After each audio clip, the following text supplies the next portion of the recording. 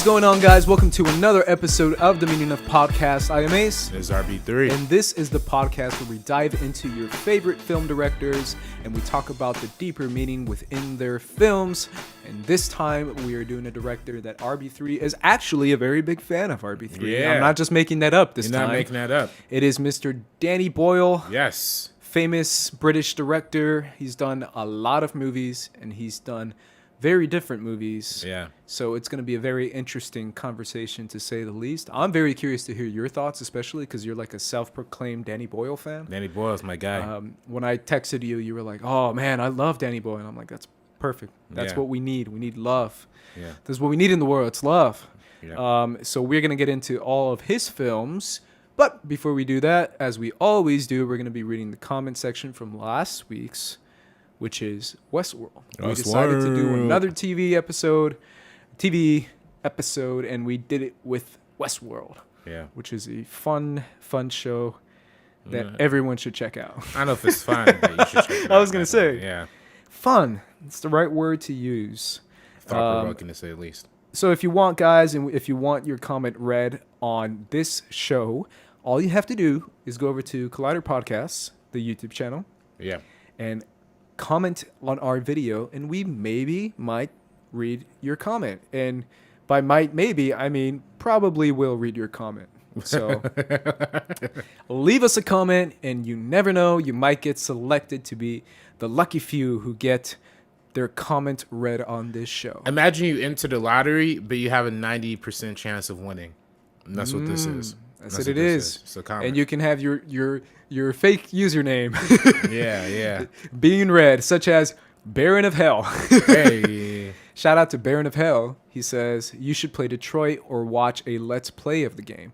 Have you played Detroit, RB3? No, I've heard that. Detroit Becoming Human, right? Yeah, I think that's what it's called. Yeah. I've seen people react to it. I haven't actually played it, but interesting. Yeah, that's the whole movie about, like, excuse me. Oh my God.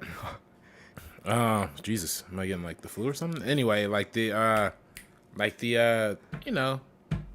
talking about Blade Runner last week. Like, how's the android, or I guess like more of RoboCop? Is that what the choice about?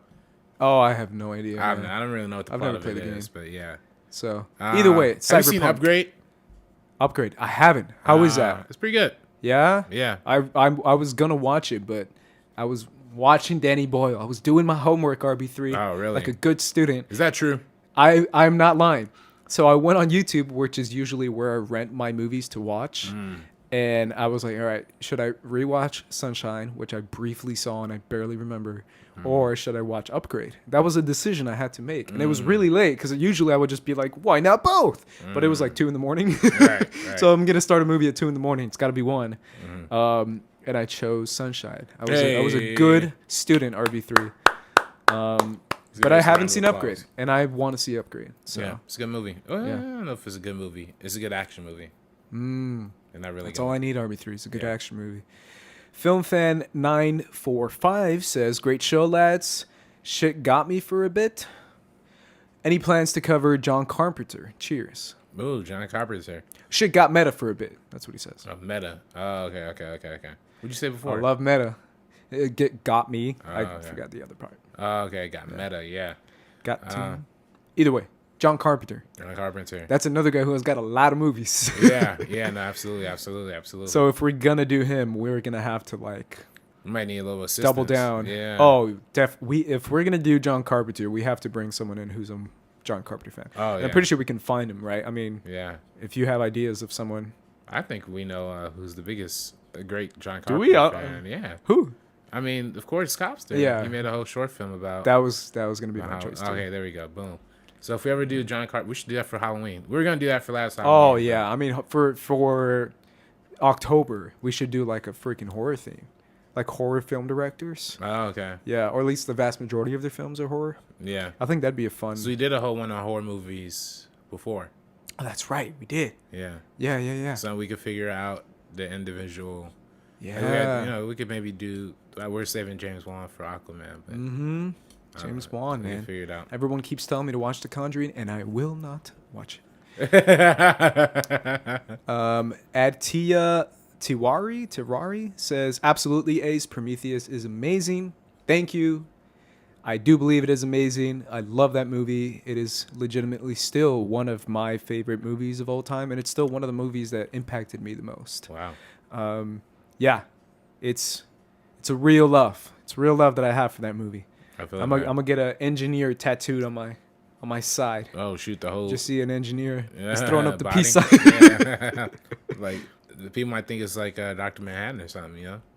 What's up? You might like mistake it for Dr. Manhattan. Oh, yeah, no, the engineers, that suit that they have is super freaking dope. I mean, obviously, I'm a massive Giger fan, Alright. and his his style is just like, if I could, I would do it from head to toe, just like a Giger tattoo style, all over my I body. feel it.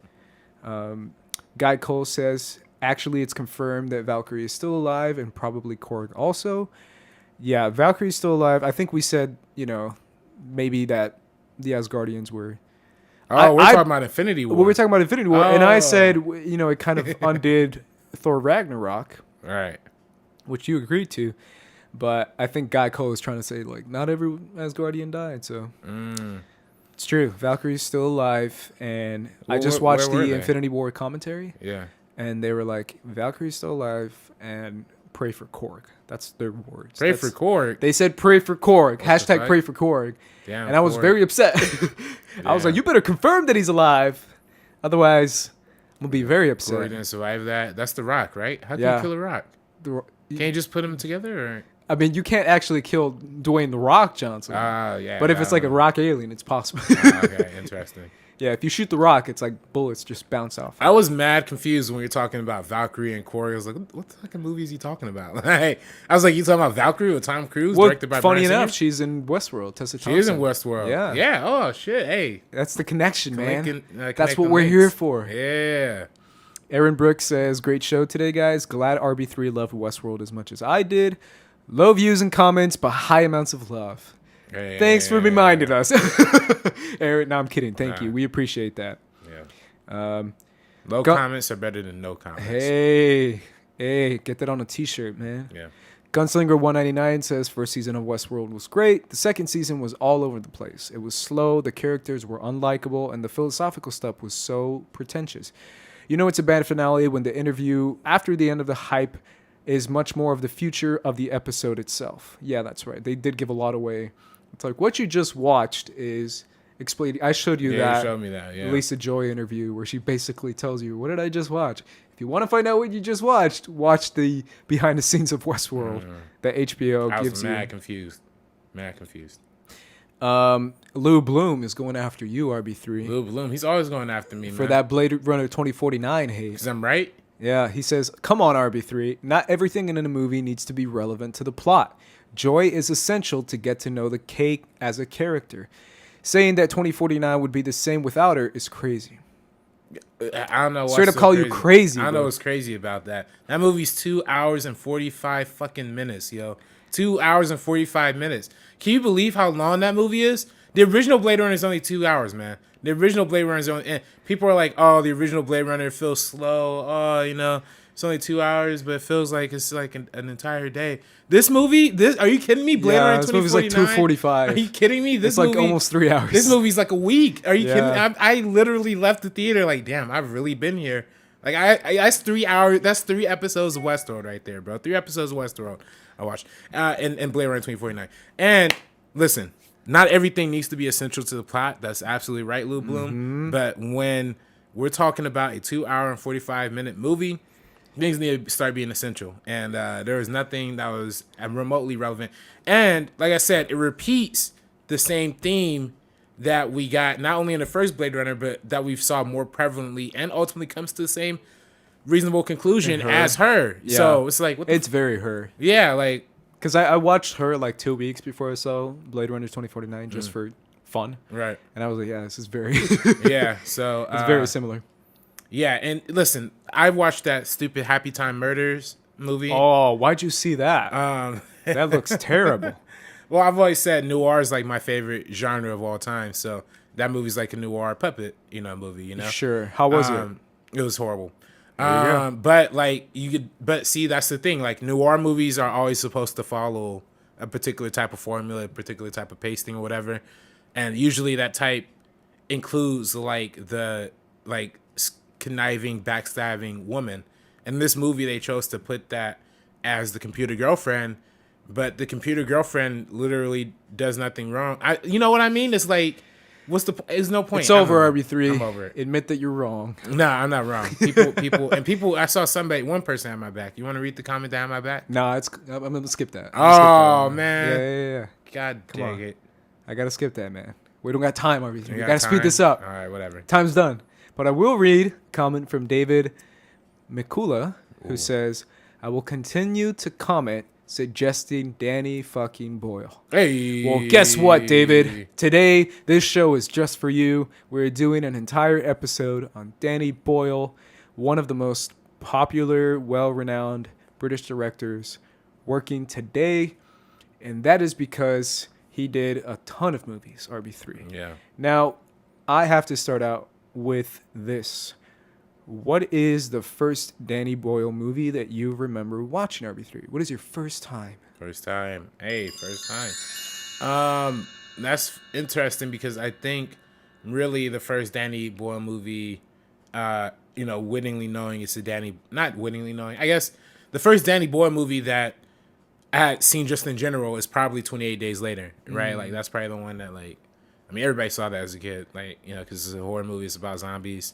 Kind of one of the films that was instrumental in kicking off the new wave of zombie movies that we talked about with Zack Snyder episode and the 2004. The remake of Shaun of the Dead and Dawn of the Dead and Shaun of the Dead, which we also talked about Shaun of the Dead in our Edgar Wright episode. Yeah, it's all coming together. The Walking Dead. Hey, The Walking Dead. So, but yeah, this movie, 28 Days Later. I mean, that was probably the first one I saw, but the first Danny Boyle, I guess, movie was Slumdog Millionaire.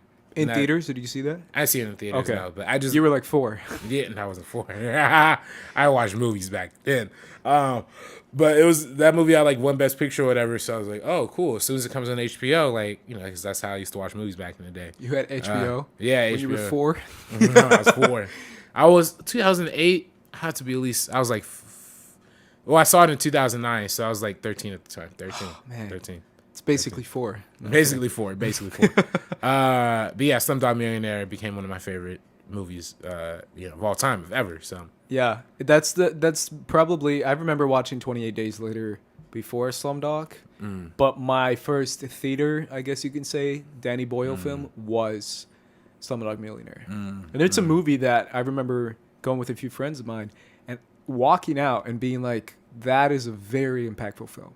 Yeah. Just in general, even if it's not a film that you want to rewatch, it's still a very, very impactful film. I still think that, and it's rewatching the movie, it still is this is really freaking good. And it won Best Picture, right? Yeah. Won Best Picture, man. I mean, that's a big deal. I want to go to another question, RB3, and it's, why are you such a Danny Boyle fan?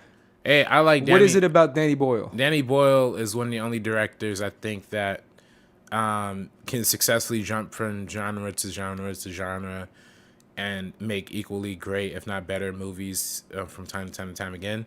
I mean, they're definitely there's, you look at his earlier work, Trainspotting, a movie, a drugged out kind of movie, going to something like 28 Days Later, a zombie movie. Sunshine, what many would consider, we're already talking about Trainspotting, which is already considered one of the best drug movies of all time, or best psychedelic movies of all time.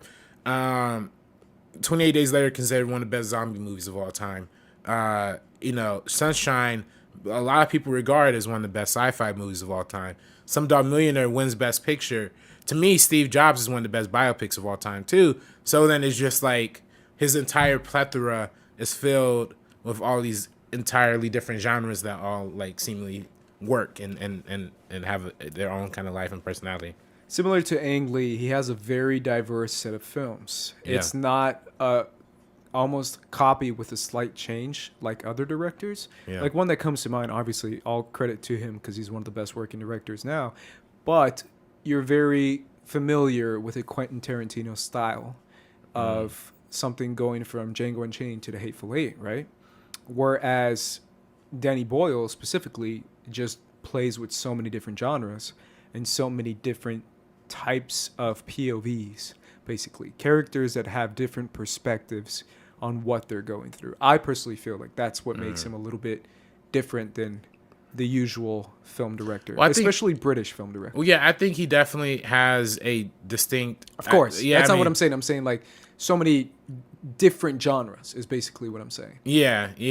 No, absolutely. Because I think, with Danny Boyle, I think is the coolest part about him is that he just adds the most extreme visual sensation to anything ever, like, or not anything ever, but to the moments that it matters most. Like I always think to Train Spotting, the sequence where he's like literally climbing through the shit hole thing or whatever, like, hard to watch. Yeah, which is but it's very visually out there, right? 127 Hours is a survival movie that is stuck in one location, but it's a movie that literally has one location, but had to have 2 DPs on board for it because of how difficult of a shoot it was, Mm-hmm. So it's all, he plays with the form and the art form of cinema, with like this kind of hyper connectivity, which I think is also consistent with some of the other British directors we've talked about, right? Like Matthew Vaughn, Edgar Wright, very fast paced, high kinetic kind of style.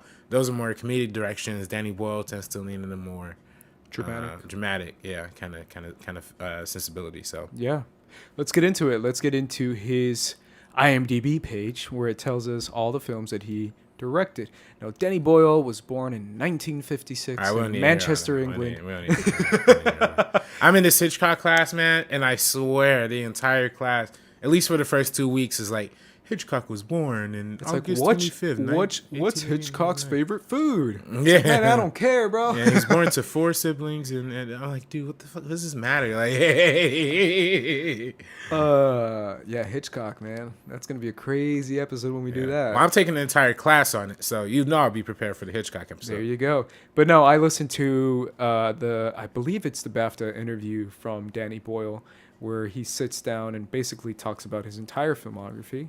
So I have recently watched that, and it's very interesting because basically when he was a kid like 13, 14, your age, he he started out as like, going to a very religious school. I think he said Catholic school, and wanting to be a priest.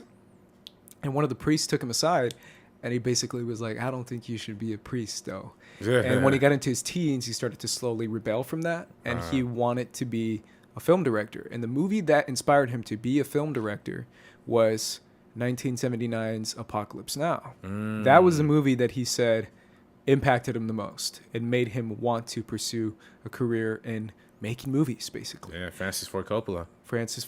Oh, yeah, and he says he loves Coppola, and apparently he tried to get a job with Spielberg, and he hadn't seen Star Wars. Like, he was the only person he knew that didn't see Star Wars. Yeah. Because he said he grew up during that 70s era in a very much like a punk rock. Because 1970s, England is the punk rock start was right there. That's where it basically started. And he said that was his whole ideology, not just with the music, but also with the message that it was preaching, the punk rock message of basically rebelling against the status quo, of trying to do something outside the box, of not committing to a society that has already been set apart by a government. So he started to make movies. The first movie he did was a movie called Shallow Grave, RB3. 1994 was his first feature film. He did a lot of TV before that, but 1994 was his first feature film with a movie called Shallow Grave, RB3. This movie stars my boy, my homie, the homie, Ewan McGregor. Oh, wow. Or Ewan McGregor, who, because seriously, the correct way to say it is always funny to me. But Ewan McGregor, RB3. Ewan McGregor. You're trying to say it in a Scottish Hey, This whole episode's going to be in a terrible Scottish accent. Hello, everybody. I'm Ewan McGregor. Yeah. Ewan McGregor. That's my attempt. Yeah. Either way, RB3, what is your connection to this movie? Shallow Grave is a very deep movie about graves that are shallow. This is the first shark movie. No, I'm kidding. Oh, really? Okay. Shallow Grave. Is that like a, no? I'm Yeah, I kidding. feel bad whenever I miss a movie because, for Ang Lee, damn it, man, I miss like 4 of them bitches. You know what I mean? You're talking about they're about family dramas. That's I what thought you they're call romance comedies. movies. Yeah, I miss them bitches. Yeah, man. them bitches crazy. Yeah. What you mean? Whoa, girl? No, movies, man. Yeah, movies. Yeah, it's Mama, if you're listening, I didn't just say that. It's unfortunately a movie that I have missed as well. RB3. I assume Trainspotting was his first movie that he actually did, but it's actually Shallow Grave. Shallow Graves is on Cinemax though, so if you're interested in watching, it's Oh on damn, there. you have Cinemax RB3? No, it comes with the HBO. It comes with the HBO. Does it come with HBO? I have HBO and I don't got Cinemax. I'm pirating cable here. Oh, so come on, man. That's not good. You're doing Public illegal stuff, information. RB3? Is that what the kids are doing nowadays? Hey man. Yeah, Shallow Grave, starring Ewan McGregor. Basically, I believe that's his first film. I actually think that's the first movie he got to start with. Oh wow. So it's a start for Danny Boyle and Ewan McGregor, which is kind of funny because that's a relationship that has developed into now. Yeah. With this year releasing T2 Trainspotting. Yeah. And Ewan starring Ewan McGregor. And with Trainspotting too, the original. And Trainspotting is a film that people still relate to Danny Boyle himself. Like when people say Danny Boyle, that's the first film people think of, which is kind of ironic considering he made 127 Hours, Slumdog Millionaire, and a bunch of other movies that are pretty big, especially Steve Jobs. But Trainspotting, it's still the movie that people relate to Danny Boyle. Why do you think that is, RB3? Well, I mean, a lot of times when you have your early, hit like early on, that's always going to be what people tie you to, right? Like same thing with Spielberg and Jaws, or Lucas with the original Star Wars, or Francis Ford Coppola with The Godfather. It's not really your first film; it's the first one that gives you that platform. And Trainspotting was a movie that capitalized off the independent film circuit. Coming out of the 90s, the independent wave that a lot of people were starting to catch on to during the 1990s. Partially due to the rise and popularity in Sundance movies and Tarantino and all these independent filmmakers, but Trainspotting fit kind of into that because it was a low budget. It was based on a novel that a lot of people were relatively familiar with, if I'm not mistaken, but it transcended a lot of, because a lot of times UK movies, foreign movies, not necessarily foreign, but this is foreign, it's not made in America. Like non-American movies can kind of get lost in the shuffle, but this movie shone bright because of what it had to say and what it's about. So yeah, it's a very Scottish movie, RB3. Rewatching this movie, I was like, oh yeah, give me that Scottish accent, man. Yeah, you need subtitles for that movie. Oh yeah, I told you before we went on air that I was like, I need a Scottish wife, man. I don't even know what she's saying. She's just really upset right now. Yeah, and it's very much close to the Edinburgh lifestyle and culture back in the 90s, because this movie came out in 1996. Right. It was probably shot 95, 94. And when Danny Boyle was talking about this in the interview, he talked about how he basically wanted to make a rave culture type of movie that kind of talks about or celebrates the rave culture. And during that time in the mid 90s, Scotland was filled with people who were taking ecstasy and going to raves. That was like the thing. But he changed it to heroin because he really thought that would be a little bit more impactful. Or as Ewan says in the movie, heroin. Helen. Heroin. Ewan. Yeah, man, you gotta work on that Scottish accent. It's nowhere near as good as mine. But basically, that's kind of the lifestyle that he wanted to target. Yeah. And you see a little bit of that with the scene where he first sees Diane. But the rest of the movie is basically about the characters that go into heroin, which we know now. I mean, especially 2018. This thing is crazy, man. Yeah, it's the opioid crisis. Yes, we have an actual crisis that's talking about what this movie was talking about back in 1996. And we get to see quite a bit of it, of how it can kind of ruin your life, too. Yeah. I mean, just completely. It's like Requiem for a Dream, but like funnier. Yeah, yeah. Because I was gonna say Requiem for a Dream. I was watching a clip on YouTube about the reporter going to the only blockbuster left in basically in the planet or the U.S. and it's in Bend, Oregon, I believe. And he goes. And he's walking around. He's like, I'm in the only Blockbuster left. You guys remember Blockbuster? And it's basically, that's his whole thing. And one of the guys goes up to him and he's like, and everyone, the best part of Blockbuster was the Blockbuster employees who would recommend movies. And it cuts to the Blockbuster employee recommending a movie. And he's like, oh yeah, you should see Prometheus. Or if you want another type of movie, a really good movie is Requiem for a Dream. And I was like, bro, you can't just recommend Requiem for a Dream. You can't do that, bro. For someone who doesn't know, like you can't do that stuff. You have to put like a ton of stipulations. It's like, watch Requiem for a Dream. It will destroy your life, and it's the most horrible. Like you have to say that because you can't just be like, oh yeah, watch it with your family. It's totally cool. It's a great movie. It is a great movie. But it's not one I would probably go to Blockbuster. You can't just throw that around and be like, hey, see Requiem for a Dream. Great movie. And it's like, bro, you got to say more than great movie. Nah. That one comes with a little bit more. Yeah, but you're right. It is like it's a drug. It's basically all about the drug lifestyle. Yeah. And the craziness of heroin, because heroin is just next level. Yeah. Heroin is not good. Yeah. And, you know, especially now in terms of 2018, you know, you're talking about the opioid crisis.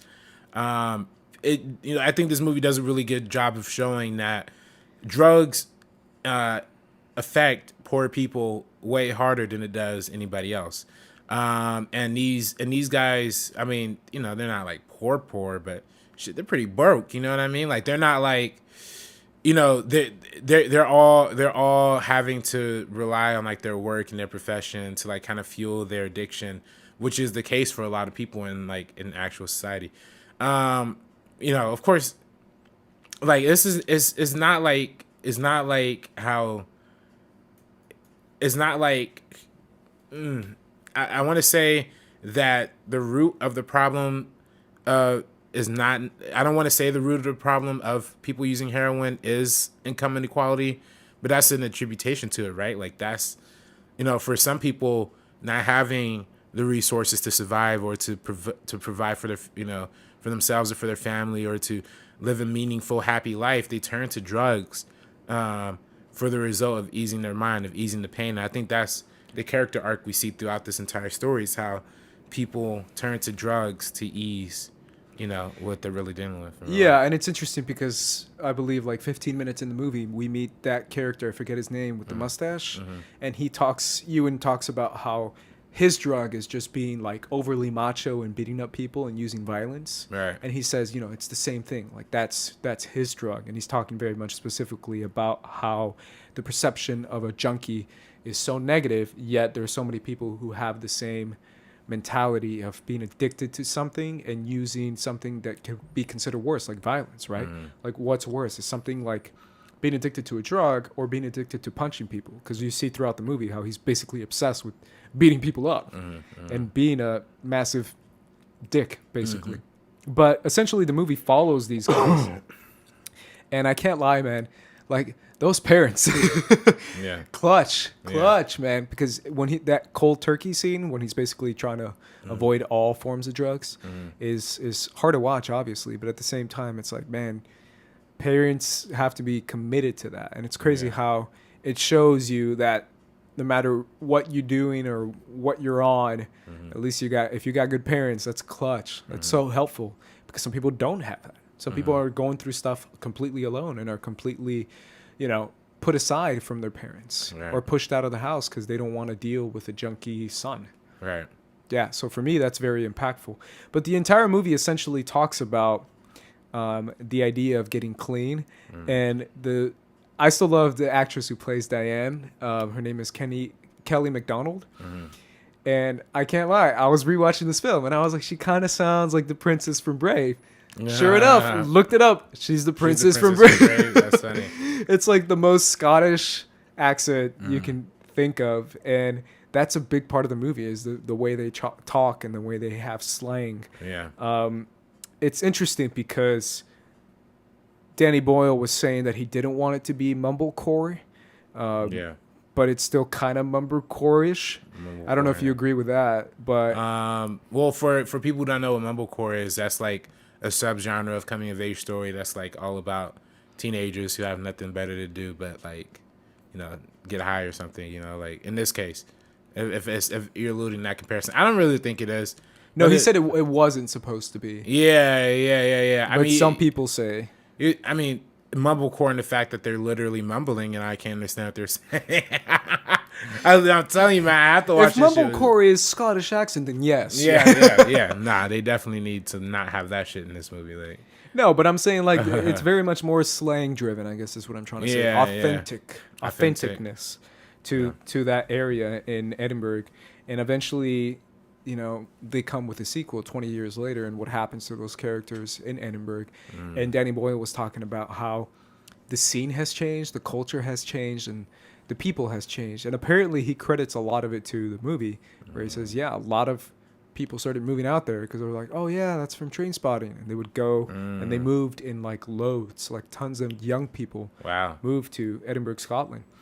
And for the heroin or no, it's just to live there, just to party it up, man, just to be kids having fun. Yeah. Maybe for the heroin, but I don't think that was necessarily the driving factor. But yeah, man. I mean, this movie is very stylistic. You talked about the bathroom scene. I already talked about the cold turkey, not taking any drugs scene, but it has dark themes, man. Like I can't lie, that there's some certain deaths in this movie that I'm like, yo, that's dark. That's bold to put that in your movie. So I feel like you're right. It balances a very dramatic, dark movie with lots of light comedy and lots of funny moments in the movie. I mean, the movie wouldn't work if it didn't have a little bit of levity to it. Yeah, absolutely. And it kick-started Ewan's relationship with Danny Boyle, which he says that they had like a, you know, breaking up type of thing that went down because he was supposed to, I guess I'll tell the story now, but he was supposed to, Ewan McGregor thought that he was going to be cast in The Beach, you know, The Beach, the Leonardo DiCaprio one. DiCaprio, yeah. And Danny Boyle like broke the news to him that it's not going to happen, it's not going to be him because they wanted Leonardo DiCaprio, who was obviously on the huge rise back in that time. Right. And apparently they had like they were apart for such a long time. And they came back together and became good friends for Trainspotting 2. Ah, nice. I just think it's funny because it's like a simple little thing that gets in the way. And Danny Boyle tells the story in the Graham Norton show. I don't know if you've seen clips of that show. But he breaks down in tears, man. Wow. I was like, yo, this is real. I don't know if you've seen the Graham Norton show. Have you seen the Graham Norton show? Yeah, I've seen the show, yeah. It's the most lighthearted. Like, they're drinking like they've drank before coming on live the show. Like, everyone's like, why are they drunk? Because they've already been drinking for hours before going live to the audience. And yet this guy's crying, man. Talking about how much he loves Ewan and how they're, like, best mates now. Wow. After coming back together for that movie. So there you go. Fun little fact that you might have not known. Is that he was into that they broke up basically. But after that movie, we had 2002, 28 days later. RB3 was climbing out of the crib, barely learning to walk. No, it was, in 2002, man, you're so mad. I was like 5 You're years like, old. man, if you say one more young joke, man, I'm gonna get up from this table.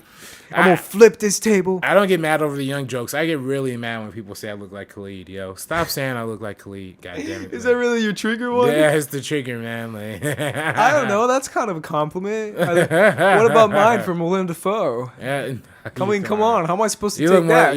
You look more like Bruno Mars than Willem Dafoe, bro. Yeah, well, Bruno Mars is another one. I'm like, really? Bruno Mars? Gosh. Can't you guys say like Oscar Isaac or something? Oh, Oscar Isaac. Yeah, that's a good one. Come on, That's give a me good something like a good-looking guy, not like Bruno Mars. Why you hate on Bruno Mars? I'm man? not hating on Bruno Mars, but ain't nobody saying, yo, Bruno Mars is so good-looking. I've never heard that. Hey, have you heard that? I've not anybody our age, but like, have you heard Bruno Mars being called a stud? Or I've never heard it. Hey, you gotta hang out more 40-year-old black women, bro. That's you gotta be around, dog. Yeah, but Bruno Mars is great. Oh man, 40-year-olds love anyone. Come on, that's ageist. Ageism.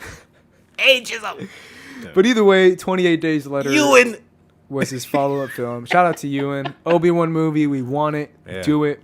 We need to make that. 28 Days Later starts another actor that Danny Boyle likes to use quite a bit and that he's very fond of, Mr. Cillian Murphy, who's another guy who I believe is a very underrated actor. Yeah. That guy's a beast of an actor.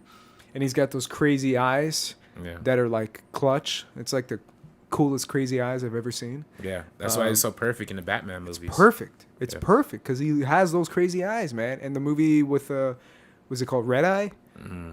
Have you seen that movie? I haven't seen it, no. But Red Eye? Red Eye. What is it about?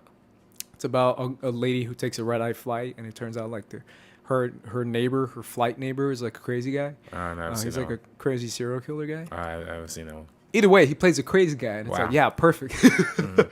So it was funny to see him in Inception and be like, oh, you're not a crazy guy. Mm-hmm. What's going on? You're breaking the norm. Right. But either way, 28 Days Later is a zombie apocalypse movie, and it starts of a guy who wakes up 28 days later in a hospital after the zombie apocalypse has happened, and he doesn't know what the hell is going on.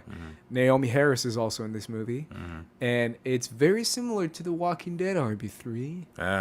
It's very similar. Have you seen The Walking Dead? I watched the first 2 seasons. Well, there you go. Then you know that Rick wakes up in a hospital after like a month has gone by after the zombie apocalypse. So it has that going on for it, and it's basically a zombie thriller movie, like a zombie horror movie, but it turns into a different type of horror movie towards the third act of the movie, at least I believe, because I was like, yo, this is dark. Like, it's crazy dark. And it also brings up my question or my thing, where it's like, if you watch The Walking Dead as long as I have, because I'm a fan of The Walking Dead. Like, I was with that. I didn't stop watching till like I didn't stop watching. Everybody has got to stop watching at some point, man. Ain't nobody sticking around with The Walking Dead. Yeah. Everybody knows that you're like The Walking Dead, good times. I understand The Walking As in Dead. R.I.P. Yeah, it's like it's still on the air, man. Is it though? Is it still on the air? Because for me, I was like, oh, come on, Walking Dead. You lost me. Me and Makuga were the last ones. We were like, oh, we're hitting it. Are you still watching it? Yeah. And it's like, oh, we fell off. Yeah. We fell off, man. Nah, I don't think if you're watching. But I watched like 8 seasons of The Walking Dead. Man. Yeah, I was with it. That's not like, this is my show. But I still had to give it up. Yeah, I had to give it up. I really shout out to Rick. I still think he's one of the best characters on TV. But so what came first, the Walking Dead comic book or the? That's a fantastic question. I do not know. Because I was gonna say the show obviously came later. Yeah. But the comic book, I'm not sure. Either way, man, what are your thoughts on this movie? Yeah, 28 Days Later is probably one of the better zombie movies. I think the way, again, this is another attribution to the hyperkinetic style that Danny Boyle uses for this show, for this movie, and the fact that we get these rampantly staccato moving like zombies. You know, the way he used that is like he ramped up like the shutter. He ramped down or ramped up or up down. I don't know. It depends on the way you interpret it. Anyway, he adjusted the shutter speed or the shutter angle to make the zombies seem like more like static, you know what I mean? Just to give it, so whenever zombies were in frame, it was a little different than when humans were in frame, just to give it the extra style, the extra flair, you know? And it really took a lot of time and attention into understanding not only what George A. Romero was going for in terms of the aesthetic of zombies, but for the deeper morality. Because if you watch those older Romero movies, there are a lot of deeper, darker themes and concepts that they approach in relationship to, you know, some about pregnancy, some about racial relations, some about women's rights. You know, all these different zombie films have a greater implication. I think this implication here was, at least in my reading of it, at least about what was like isolation and how we cope with being left with no governing kind of system, with no, like, what anarchy kind of breaks out into when there's no, you know, system behind it or whatever. So. Yeah, for anyone who's not like following the zombie craze or whatever, like I did, because I followed The Walking Dead like crazy. Like, I know what it is. But World War Z. World War Z is another one. But for example, like the zombie movie in general, like every zombie movie is a metaphor to something else. It's a giant metaphor, whether it be something like a Dawn of the Dead, which is about, capitalism and commercialism and all this stuff. Like zombies are not just let's kill a bunch of zombies. It always represents something else. What happens to humanity when humanity has an apocalyptic event happening? Basically, we lose our humanity. That's essentially the theme of the show. And can we get back that humanity as a society? That's what Rick represents. Rick is representing what humans do, collecting more groups of humans and working together and trying to live as a society. And we get characters like Negan, who represents, or the governor, who represents a counter to that. Whereas now that apocalypse has come, let me just kill a bunch of people for fun. And it's like, I needed to survive, so I don't care. I'm just going to stab you and take your water because it's resources, right? Like what happens when resources lose. It's great stuff. Like I really cater towards zombie films. And 28 days later, what I was going to say in relation to The Walking Dead, I'm telling you, man, because I'm in that zombie apocalypse mode where obviously I'm not the one who preps and all that, but at the same time, you got to think about it, RB3. Sometimes you just got to question to yourself, what would happen? And my thing is, if zombies are like the walkers in The Walking Dead, we got a chance.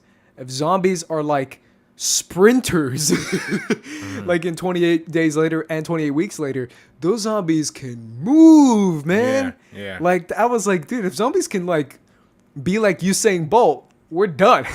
We ain't got no shot. But another theme that the movie talks about that I really do feel, and I think I've said it, I said it recently on the James Cameron episode.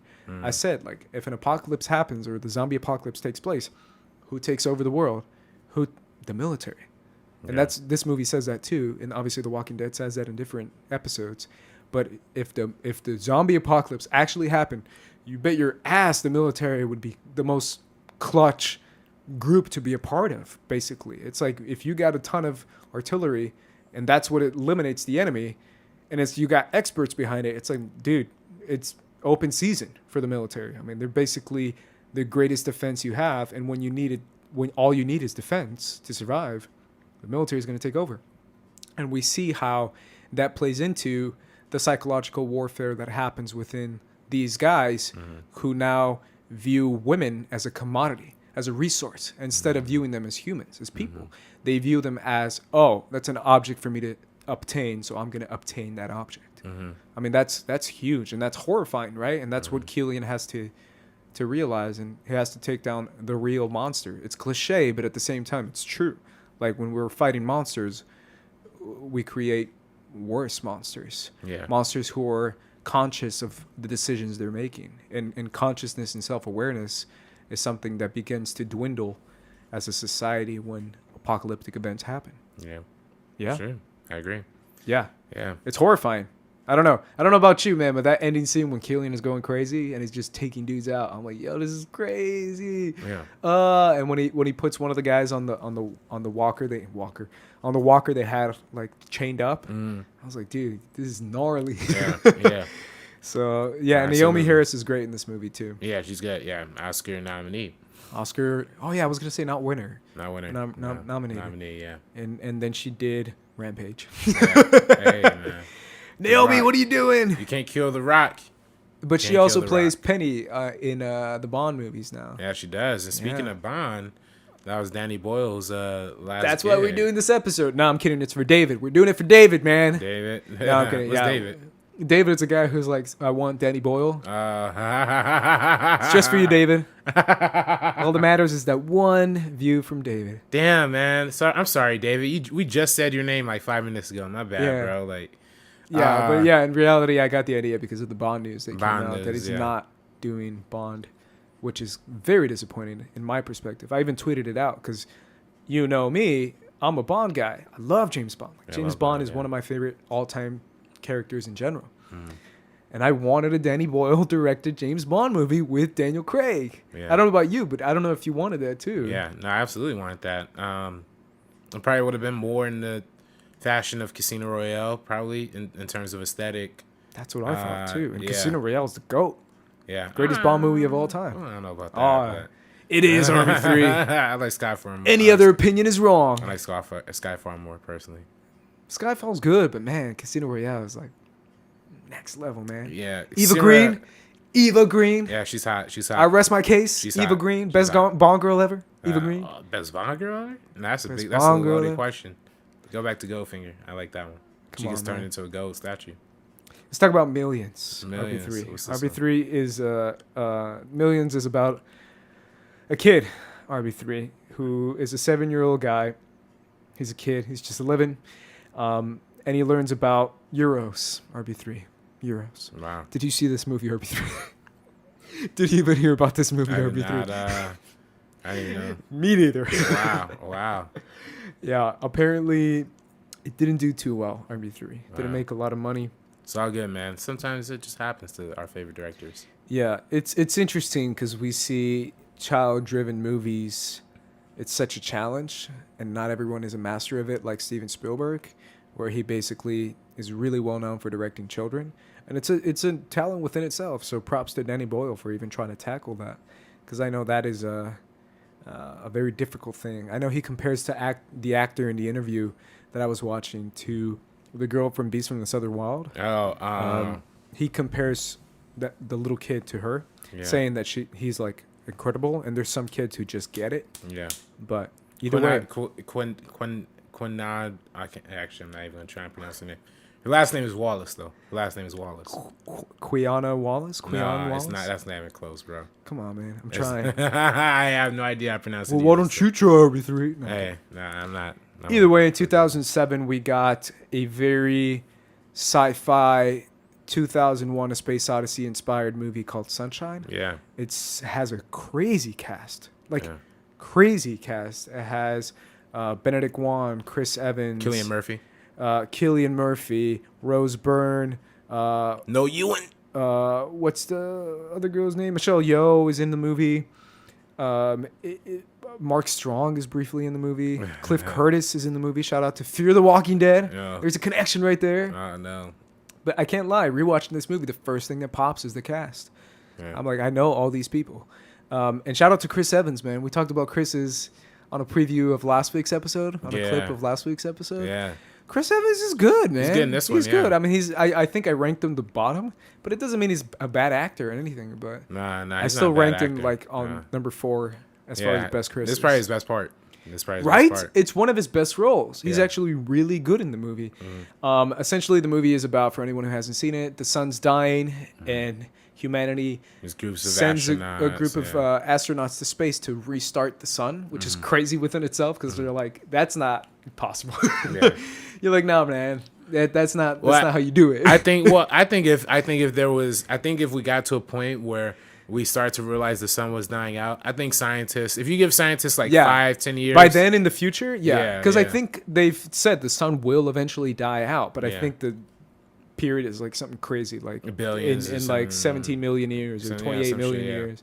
Where it's like by then it's like I don't think we're even gonna be around. So be on Mars by then, bro. Yeah, by then we're gonna be like dead. Gonna be Rick and Morty. It's gonna be Rick Just and Morty. dead. It's gonna be. I want to see Rick and Morty. I want to see Rick and Morty feature like tomorrow, man. Like we're just hopping to like different dimensions. Yeah. Well, I talked about it last week's episode about dimensions and stuff, and you never know, man. Dimension. We're gonna be dimension traveling. I am a firm believer in that. And that stuff. But either way, they try and restart the sun using the technology they have. And they have a group of astronauts. You know what it's very familiar to as well? I said 2001, but it's also familiar to Cloverfield Paradox. Yeah. I know Cloverfield Paradox was not a good movie. Yeah. And I said it very clearly the first time I saw it. And I was so hyped for that. You remember that because I was Super Bowl, right? And I was with you that night. So I was really hype on it, and I told you. Right. Because I love the Cloverfield franchise, especially 10 Cloverfield Lane. Yeah. But either way, it had that similar effect of like scientists from all over the globe. So we have a very diverse cast, basically. Yeah.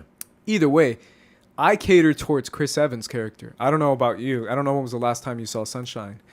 But Chris Evans' character is essentially the guy who's like mission first, humanity first, mission first. And there's other people who like feel really bad about it. So when mistakes are made and they're like, oh, if we do this, we're going to lose 2 people. And he's like, let's do it. And other people are like, wait a minute, we can't. We have to debate it. Chris Evans is like, we have to save humanity, man. That's like the number 1 mission.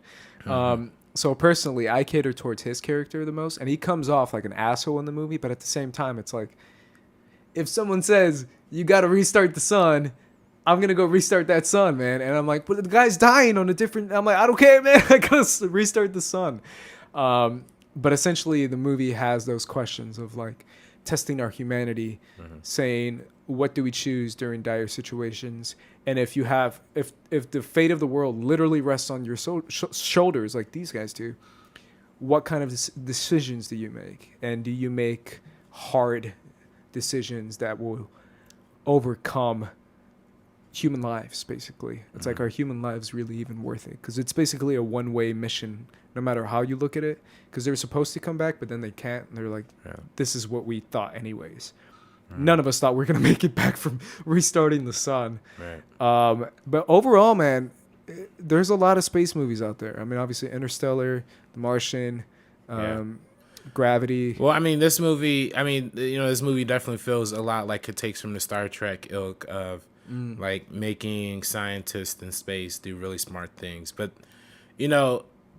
the third act kind of twisted on its own head, and I think that's like the major flaw of the movie. I think the third act is like by far the worst part.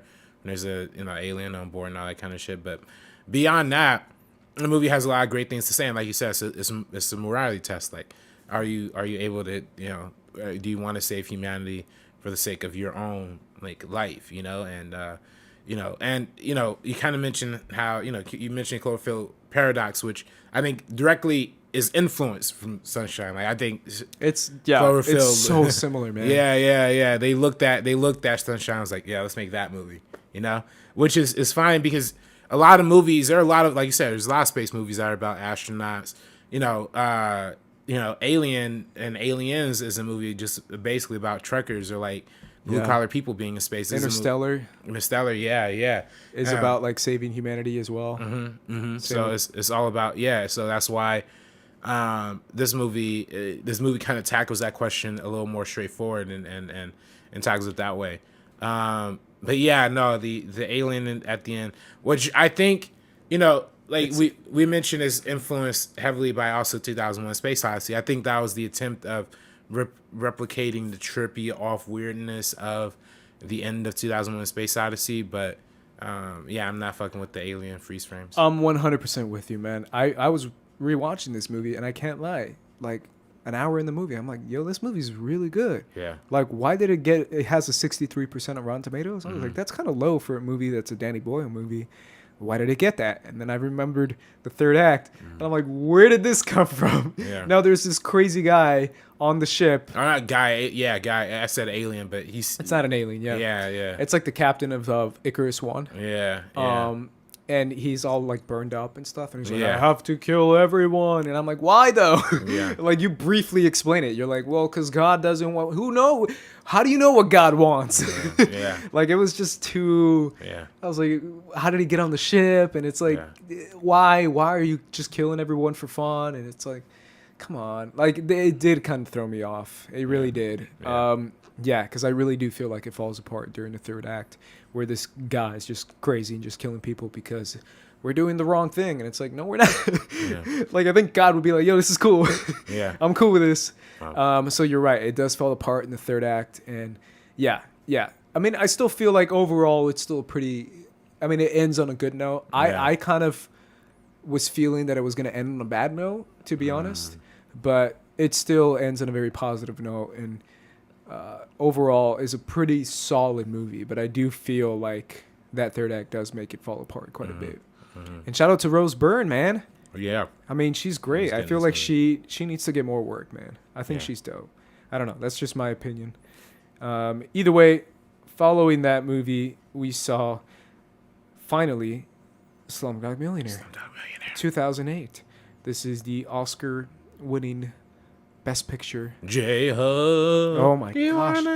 That song. J-Ho. I think I have that song on my iTunes, man. Let me see. J-Ho. I got the Remember who was the homegirl who was singing it with him? During it was during the remix. I don't know. Who did the remix? I have no idea. Was it the Pussycat Dolls? Maybe. Something like that. It was, I forget what they're called. Right. But they had a remix to it. Yeah, man. That song Mm-hmm. and it made it was nominated for best song too, right? It was. It was nominated. I remember the performance for it. Yes, Hey. you got to put this in. Oh, we're gonna get copyrighted. Nah, let's not play too much.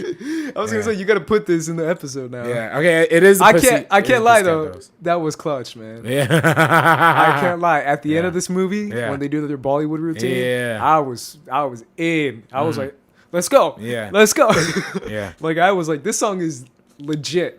It's dope. It's a dope song. I like it. Right. But either way, this movie tried to do a lot of things, and I feel like it accomplished it because it tries to tackle not just the poverty of India and not just the overabundance of the poverty, but also the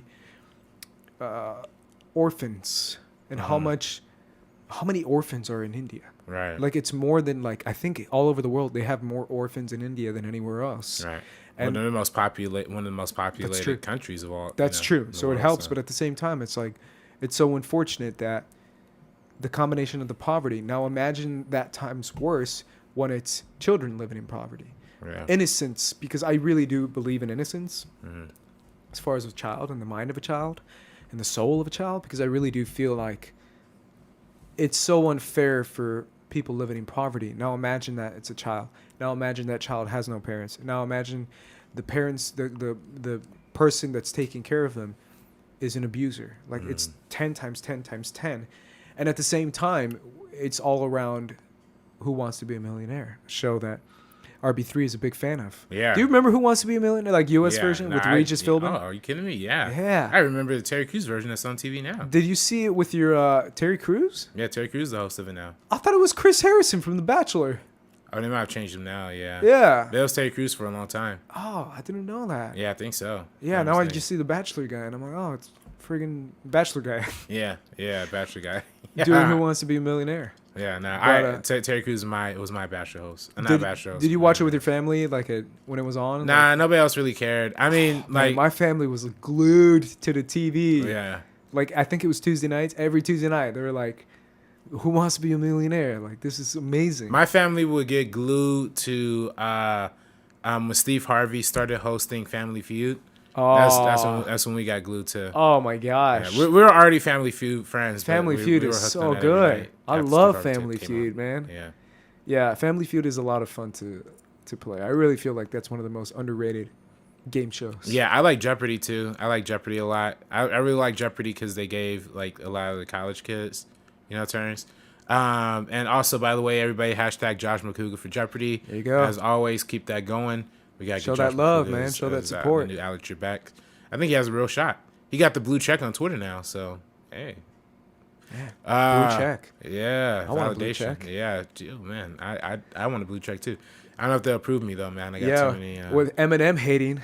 Yeah, RB3 is a hashtag Eminem hater. Yeah, dude, because I'm right, Ace. That shit was Ooh, whack. You're going after Eminem. Kamikaze was whack. Really? Whack, people, whack. Are you sure, RB3? Yes. Dang, man. That's a real hot actually, take. you know what? It's not whack. That's a sun heat type take. Oh man, nah, That's as man. hot as the sun, That's as hot man. hey, sun's zeroing right now. Yeah. I gotta say, it's not whack. There's maybe There's a few six good songs. There's like Shout out to six Joyner songs. Lucas. No, we're not shouting Come out on, Joyner man. Lucas. I'm not shouting out the Black Republican. Are you kidding me?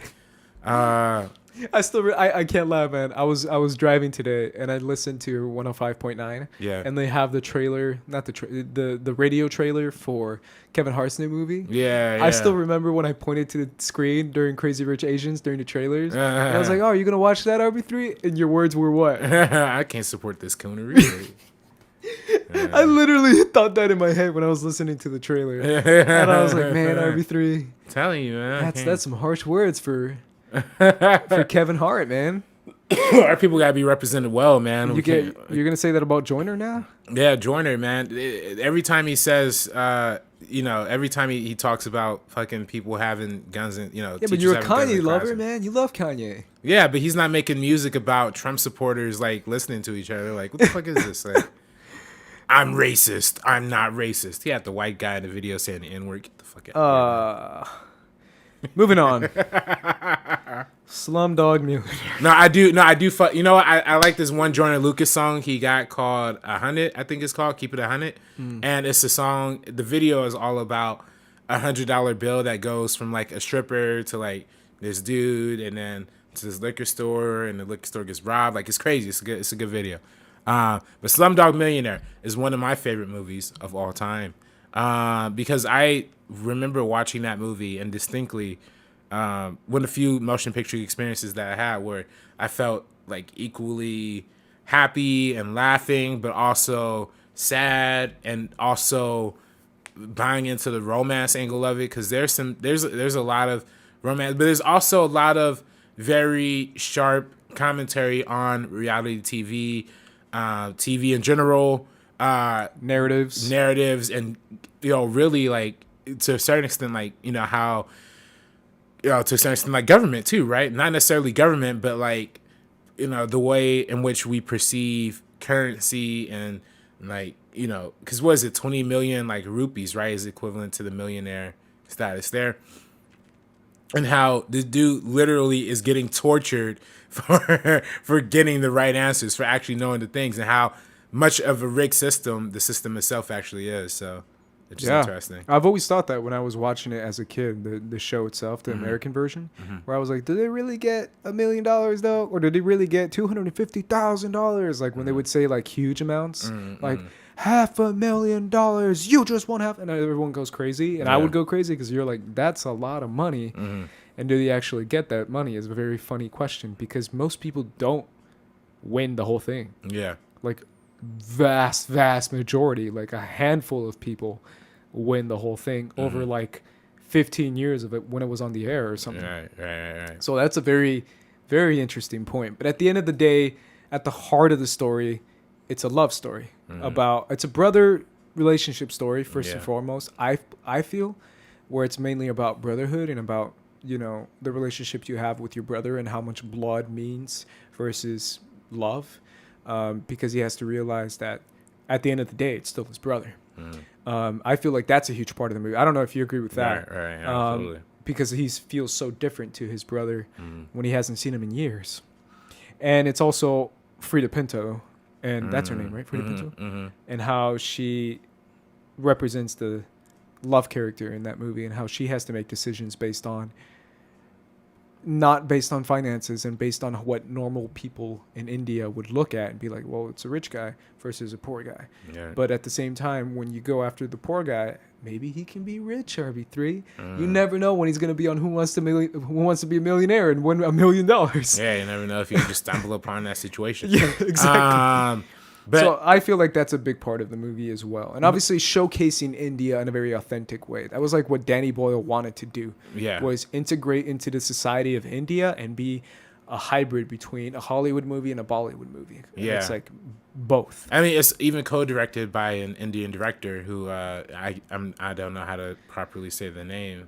But yeah, that's a big part of it. And it's a lot about a lot of Hindu themes and imagery and stuff like that too. That's right. Like where there's that shot of the woman on fire, kind of resembling, and the hatred towards the minority. Right. And the oppression that was happening, the religious oppression that was happening in India, which is during that time, still happening now in a very, very, very crazy fascist kind of way, where the hatred towards Muslims in India is crazy. Like, it's insane. Like, they would literally take people and kill them and stuff. Wow. So yeah, it brings awareness to that, which is what is going on nowadays, and it shows you just a glimpse of the violence that takes place in India based on your faith, your religion, which is something that kind of goes under the radar, I believe, in the culture in general, our culture in general. Yeah. Well, Americans just need to start paying attention to overseas more. Absolutely. I also think this movie had, you're kind of talking about the brother relationship and how one brother is the rich one, one's the poor. I always kind of thought it was interesting that like dichotomy of the innocent brother, the Dave Patel character, who is making legal money, who's taking phone calls and doing all that stuff while his brother, and he's basically living in fucking shambles, Meanwhile, his brother's like, pimping women and got guns and money and weapons, but he got all that money because he's doing all this shit illegally. And that just shows to show you how corrupt the system in and of itself is. A system that's so corrupt where a dude has to get tortured because he answered a couple trivia questions right, you know? But that just shows you how criminal and how corrupt the society and the people are because of the economical positions they are put in. So yeah, I mean, it kind of has that effect of the Game of Thrones effect of like the well-meaning, good-hearted, honorable man gets like freaking destroyed. Yeah. Like it's like, oh, the good guy is gonna win. Oh no, the good guy is getting tortured.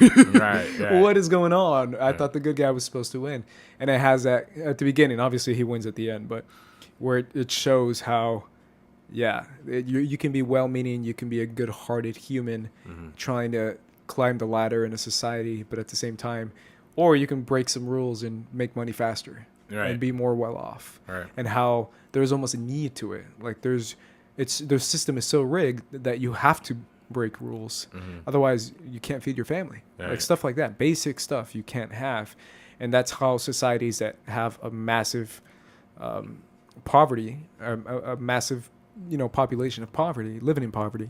It's crazy. I saw a report one time showing the richest people in India, because there's some rich people in India. Yeah. Like really rich, and they showed this. They were interviewing this like billionaire, and he was like, "Oh yeah, I live in India. Like, let me show off my cars." And he's talking about all his Lamborghinis, and he's like, "I got this Lamborghini, this Lamborghini, this Lamborghini."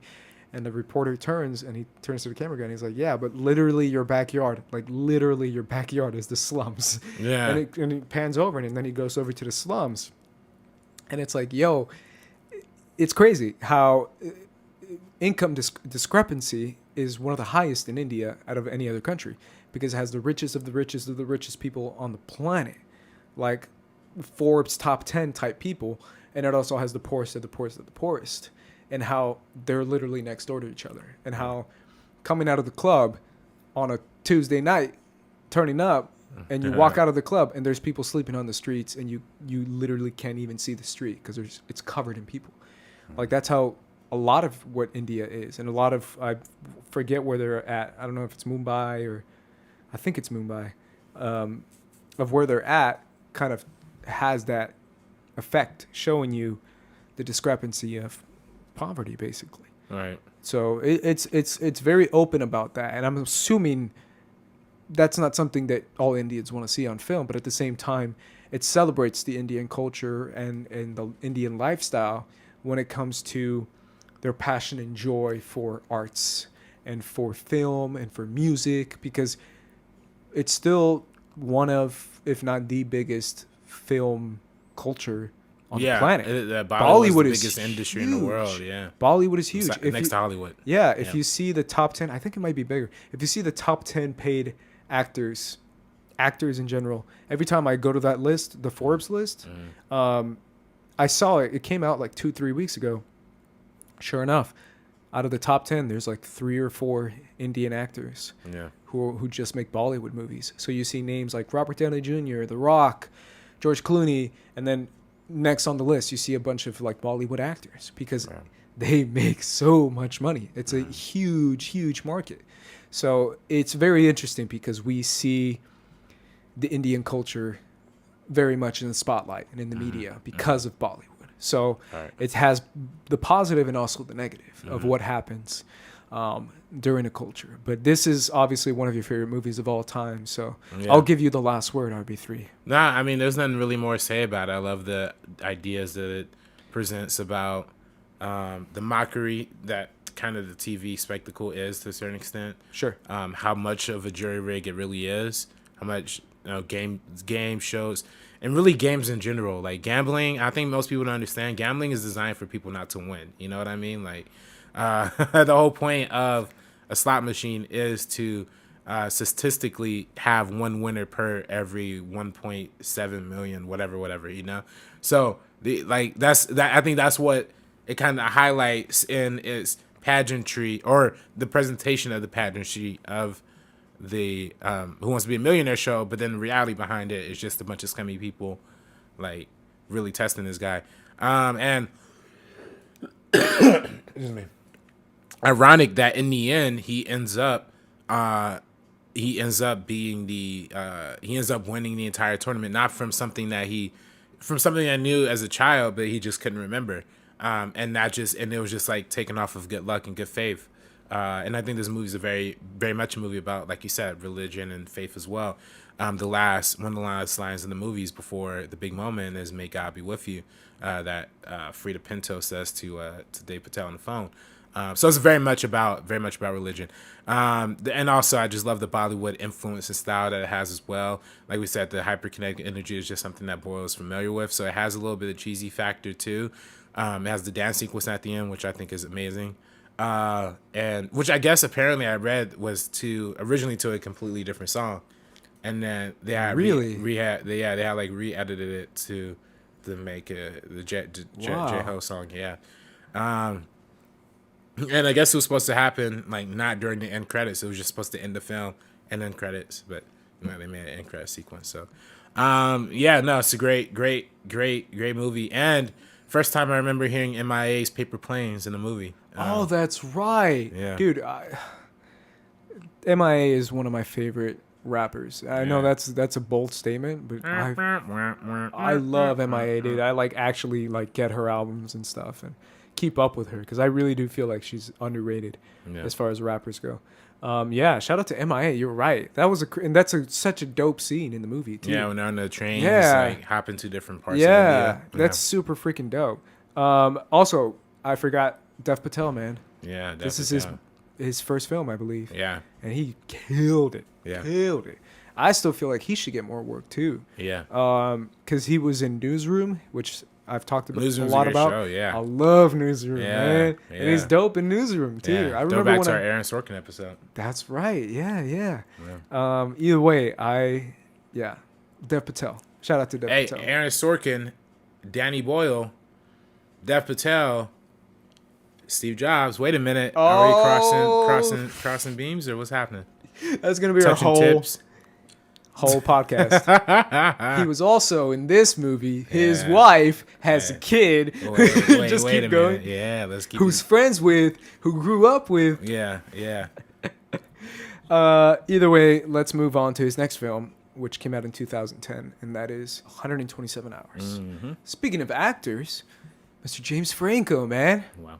James Franco essentially pulls a Castaway and does an entire movie, basically him carrying the entire movie. Yeah.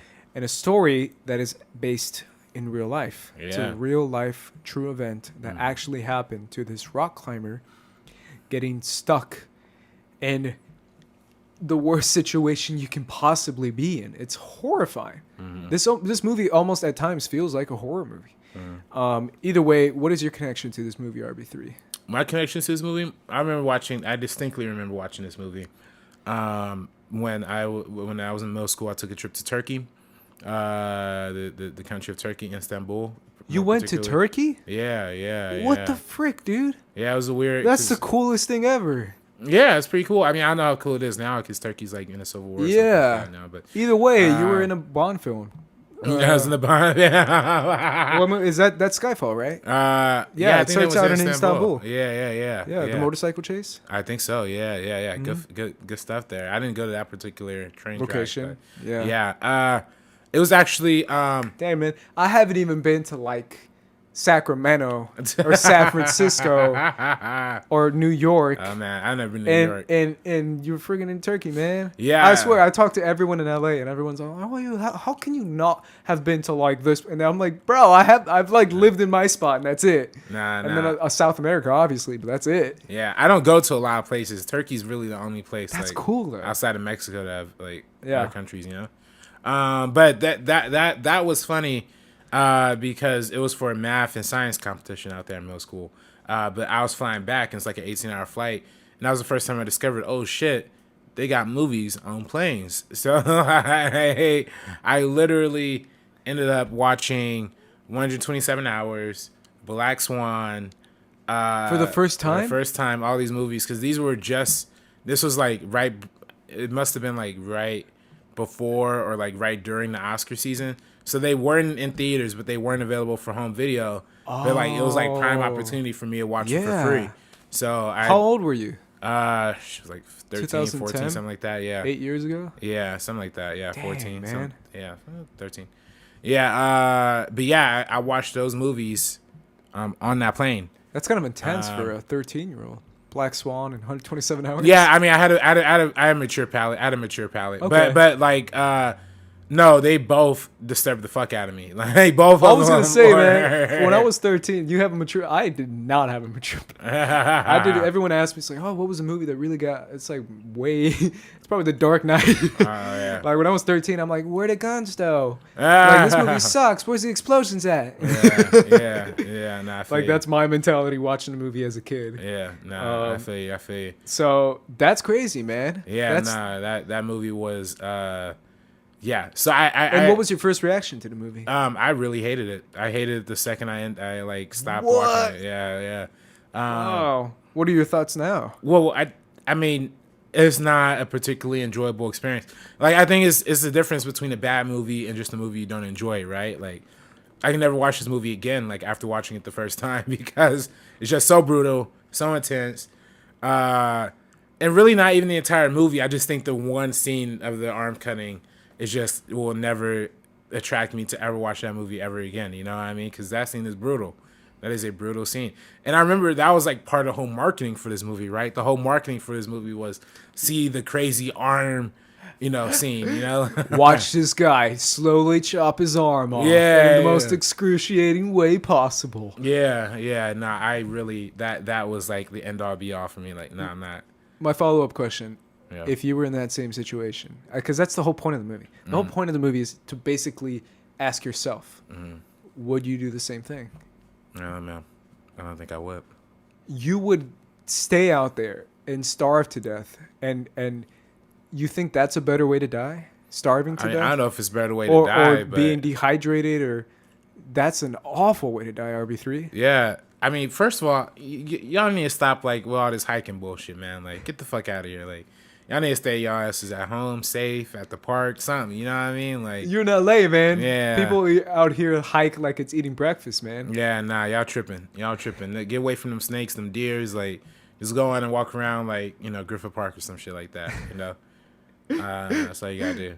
That's like your first recommendation to white people? Yeah. Take a boat ride or something. Like, don't go fucking hiking. Or what was he doing? Rock climbing? Rock climbing. Rock climbing? What Yeah. the fuck you doing rock climbing, man? What's wrong with you? Like, so no, don't do it. And so I would never be in that situation to begin with. Like, Have you seen The Descent? Descent? Yeah, I've seen that movie. Yeah. Spelunking. Yeah. Why? Spelunking. Yeah, why would you spelunk? Why would you go into, Yeah. let's go inside this crazy cave and be in a very small claustrophobic place with no light and completely isolated from the rest of the world? Sounds like those Thailand kids I practicing was like, soccer. why? I can't lie, man. The whole time I was watching Descent, I was like, why? Yo, Why? For everything. They're like, let's go inside. Why? Yeah. Let's climb the cave. It's cool. Why is it cool? Yeah. Because it's daring and it's adventurous and it risks your life. Exactly. Yeah. That's why you don't do it. Because it's like, why? It's the most like, and I know I'm going to sound pretentious as I say this, but it's the most pretentious activity to do, right? Because it's Spelunking. like the Yeah, type just of the people. name sounds wild. Like, Yeah, I'm going to go it's like, spelunking today. Man, you got to be a 1%er if you're doing this for fun. Yeah. If you're going There's out of some your crazy way. rich people, If you- bored rich people. Yeah, crazy rich white people, man. We Yeah. gotta make that movie where they just go spelunking. Or they're just like, I don't know what to do, man. It's kind of boring to just watch. Let's go spelunk. Let's go risk our spelunk. lives. Yo, if somebody tells me we're going spelunking today, I'm gonna be like, no, I'm not going. No, we're not. That sounds crazy. You don't even have to explain to me what spelunking We're going is. to the park. Yeah, no, we're going to the movies. We're going to the park, the movies. That's the only places to hang out, people. That's in what my I was crib. gonna say. Yeah. It's like, what do you want to do? I'm going to the mall. Those are my three things. Yeah. Yeah, poor wife of mine, 'cause she's gonna be so bored. You want to do some crazy? Nah, let's just stay inside and watch Netflix. Either way, you're right. It is kind of a terrifying movie, and it doesn't make you feel very good, especially throughout that scene. And it's one of those things too, where it's something like The Walking Dead, which has two scenes. You didn't see? Did you see it? Which one? The Herschel leg cutting scene.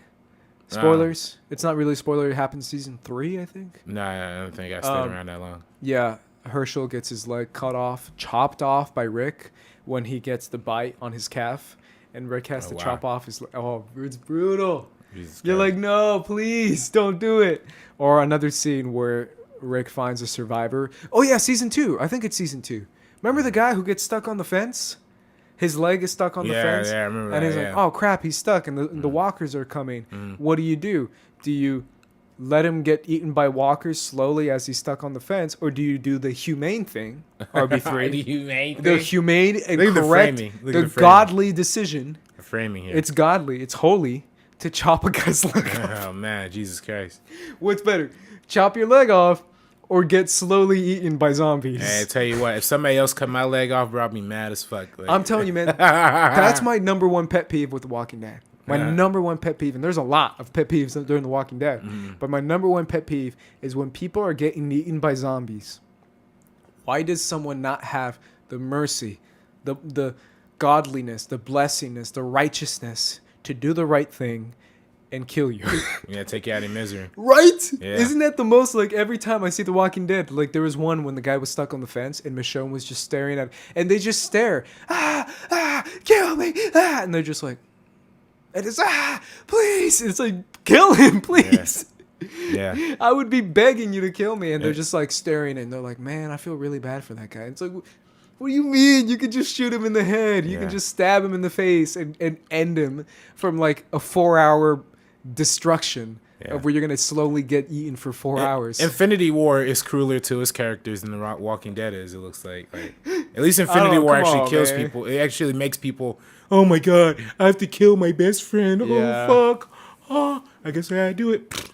Yeah, Stupid bubbles. I'm the same way, man. I mean, just call for me little cold. I kids. just talked about the Chris Evans character when it's like we can't survive, but we have to kill. Oh, who do we have to? This guy. All right, it's just like that's my mentality. Jesus Christ, you Oh, just dude. shake him. I swear, I'm a thug when it comes to that. Hey, shit. buddy. Oh, like Shane in season 2, Yeah. where he's like, one of us is gonna survive. I would have done that a long time ago. Yeah. Remember when Shane shoots the guy? Honestly, I don't remember, bro. I saw that So show basically, like 100 is years Carl ago. is dying because he got shot, and Shane and the other guy they just met, it's a chubby homie. He's a bigger dude, and it's like they're running away from the walkers, and he's like, "Dude, I'm faster than you," and he shoots the guy in the leg, and he Yeah. pieces out. Oh, that's fucked up. It's so messed up, but at the same time, I'm like, yeah, I probably would have done. That's fucked up. I would have killed, like, you're running with your homie. And you're like, one of us is gonna survive. Oh, peace, bro. Damn, that's horrible. Yo, Ace If you and I were can- running, yeah, bro. And I was limping because I can't make it. Yeah. And we're running from a horde of zombies, and I Yeah. have a broken leg, and you're trying to carry me. Yeah. And you know that either both of us is gonna die or you're gonna get away. What would you do, RB3? I'm letting us both rock out to the sunset, man. Rock out by getting slowly eaten? Hey, man. I mean, I'm not gonna. You're gonna let me live, RB3? I'm not gonna take your life, brother. You know. no, I'm come sorry, on. man. If that makes me a bad friend, but I'm not That makes you a gonna- good friend. Yeah. Come on, man. You Come on. good, dog. Either way, We're surviving this together. We're gonna be like Samuel Jackson and Walton Goggins at the end of Hateful Eight. you oh know? yeah. Yeah. Slowly Come dying on, man. together. Don't compare me to Walton Goggins from Yeah. Hateful Eight. Bro, we'll be hey man, I'm comparing you to Samuel Jackson. What about okay. that? Yeah. Is that racist, Ace? Is that acist? I'm the crazy racist sheriff guy who Yeah. comes into the salon or whatever. Yeah. Either way, my point is limb cutting off limbs, whether Yeah. it's your leg, your arm, your whatever it is very, very hard to watch. Yeah, I'm not doing it. And I thought it was very effective that they used the chainsaw sound effect when he was like getting at like that one like fucking thing. I was like, oh fuck, like that's what really made me like, oh god. Oh I can't do yeah, it. covering your eyes. Yeah. Oh hell yeah, Yeah. hell yeah. It's classic. You got to cover your eyes. I just covered my eyes. I shouldn't be covering my ears. Have you like- seen Hereditary yet? Nah, hell nah. I haven't seen that shit. Man, I can't lie. There was moments where I was like, I'm a grown man, but I'm gonna do it. I'm gonna cover my eyes. See? It's like my hands are going up and towards. I'm gonna do it. I gotta do it. Either this or sleepless nights for 4 weeks. Yeah, hey man, see you tell me this, and then you tell me every week you gotta see Hereditary, man. You gotta see. You gotta see Hereditary. Nah, man, You're right. It is kind of like Requiem for a Dream. Yeah, Where you're like, watch Hereditary if you want to have your soul burn in a pit of misery for the next 2 hours. Yeah, nah, and I don't want my. But my I still soul, 10 out of 10. Yeah, nah, I don't want my soul burning in misery like at the moment. 10 you out know? of 10 highly recommend. stove's already burning. I can't add any more No, fire to the flame. I've been telling my brother too, because he's like, "Oh, it's a good movie," and I'm like, "Yeah." If you want to be slowly lowered into a pit of misery for 2 hours, Man. it's a great movie. That's how it goes sometimes, man. That's how it goes. Sometimes you got to do it, man. You got to dive in. Yeah. But yeah, that's the close your eyes during people cutting off their limbs and legs and arms, and I can't, man. I can't handle it. Going through bone and oh man. Either way, James Franco got an Oscar nom for this. Yeah. And he was hosting the Oscars that he got nominated for with Anne Hathaway. Anne Hathaway. Let's go. It was the best legendary Oscar best combo of all time. Let's go. Man, this is the GOAT of Oscars, man. Yeah. This is the I'm going to let you finish, but Anne Hathaway and James Franco had the best hosting Oscars of all time. Yeah. They're like, Billy Crystal, I'm going to let you finish. But James Franco and Anne Hathaway gave the greatest hosting job of all time. What kind of shit was that? Why were they two? Like, what made them pick those two? Like, the ugliest guy in Hollywood and most, like, pristine, like, nice looking, actress. Sweet. Yeah, sweet. She was nominated Princess that Diary year. Girl. Wasn't she nominated that year, too, for, like, Love and Other Drugs or something like that? Oh, wasn't it Les Miserables or no? Nah, no, Les Mis was 2012. You're right. Or the 2013 Oscars. I forget, man. She might be nominated for a Golden Globe for Love and Other Drugs. Gotcha. Jake Gyllenhaal, which is also another great director. We got to do Edwards Wicks. What else did he do? He did what was the one Tom Cruise movie where he plays the white savior? Oh, Last Samurai. Yeah. Gotcha. Yeah. Oh yeah, for sure. Yeah, we gotta do him one day. Either way, I still remember watching the Oscars live during this time and watching them go 127 hours. James Franco, and he's like in the backstage, and he's like, "That's me. I'm hosting the Oscars, and I'm nominated." It's kind of weird. Yeah. He was drunk. You can do it. He didn't care, He didn't care. Yeah. It's very true. And now James Franco is doing well. Ooh, yikes. Whoops. Hey. Whoops. Disaster Artist still got. Because we saw that movie together too. Yeah, we did. What was it called? Disaster Artist? Yeah. No. The other one that James Franco did. What did you say? Tommy Wiseau? Yes. Disaster Artist. Disaster Artist. Yeah. Dude, I can't. You're talking so fast. Oh, my bad. I thought you said something else. The Disaster Artist. There you go. Yeah, Disaster Artist. All right, we saw that. My bad. And you were underwhelmed, RB3. I was a little underwhelmed, yeah. Yeah, even though you were cracking up the whole time right next to me. Oh, yeah, it was kind of funny. Yeah. Either way, 127 hours got him an Oscar nomination. Yeah.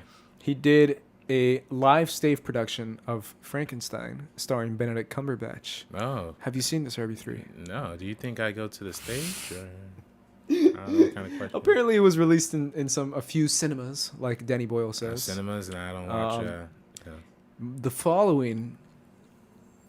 Was this trans? The following is the 2012 opening for the London Olympics. Oh wow! And I'm gonna tell you right now, RB3. This is my segment right here. Okay. Because I told you in a few other episodes, but the Olympics in my household is like gold. It's like holiness. Like my family and I, like we get the popcorn ready. We start prepping each other. We have like a countdown on the calendars. Oh shit! Like the Olympics is a big deal in my household. And we were hyped for the 2012 opening ceremony, and we watched the whole thing. It's like tradition. Even like the freaking the one in Korea, the Winter Olympics that just took place. Yeah. My mom and I were like texting back and forth because we were watching it at the same time. And we're like, yo, this is crazy. Like every time we watch the opening for the Olympics, and we take it very seriously. It's an art form, RB3, because it really is an art form.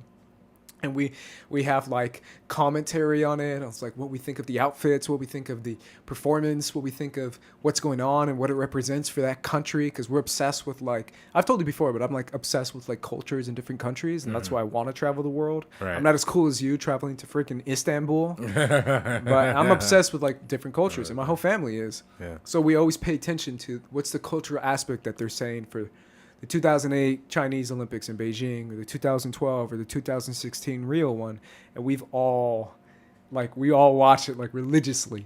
And I remember watching this 2012 one, and I was like, "This is dope."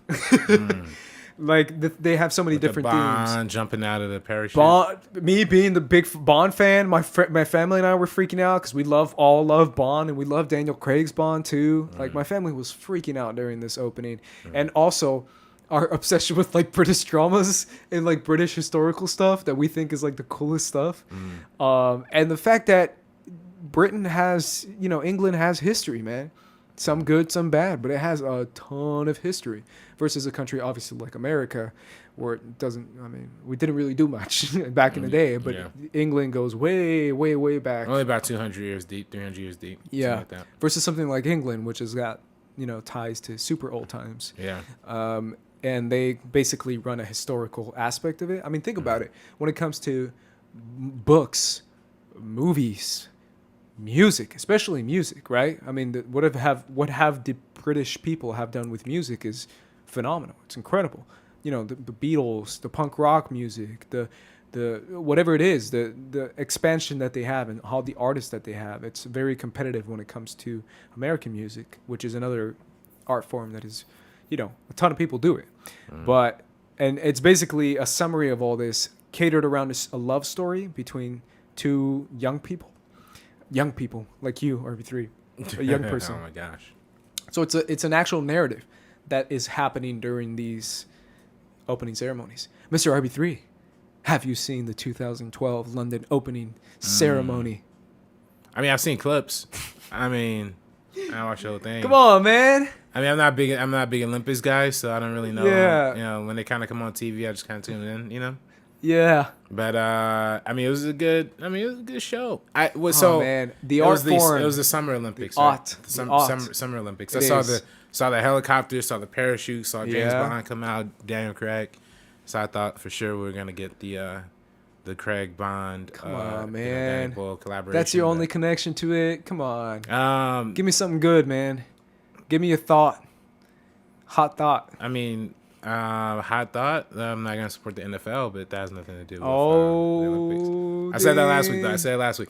I'm there week one, bro. Hey, somebody tried to get I'm my waving ass. my NFL flag. Nah, hell no. I'm sorry, y'all. I'm gonna watch every game on Sunday. Nah, fuck that shit. We're not watching any football, man. No football. We gotta take a principled stance. Hey, salute to Nike too for giving Colin Kaepernick a deal. Yeah. Salute to Nike. Nike, doing the Lord's work. Yeah. They still got those sweatshops though. Yeah. Well, we gotta clean up the conditions here. One thing at a time, RB. Yeah, we gotta clean up. We gotta do one thing here. We got first address the rich celebrity that hasn't gotten paid in a while. We have to address that first, and then the children who are working for 2 cents. I guess so, hour. RB3. Yeah. I suppose so. Yeah.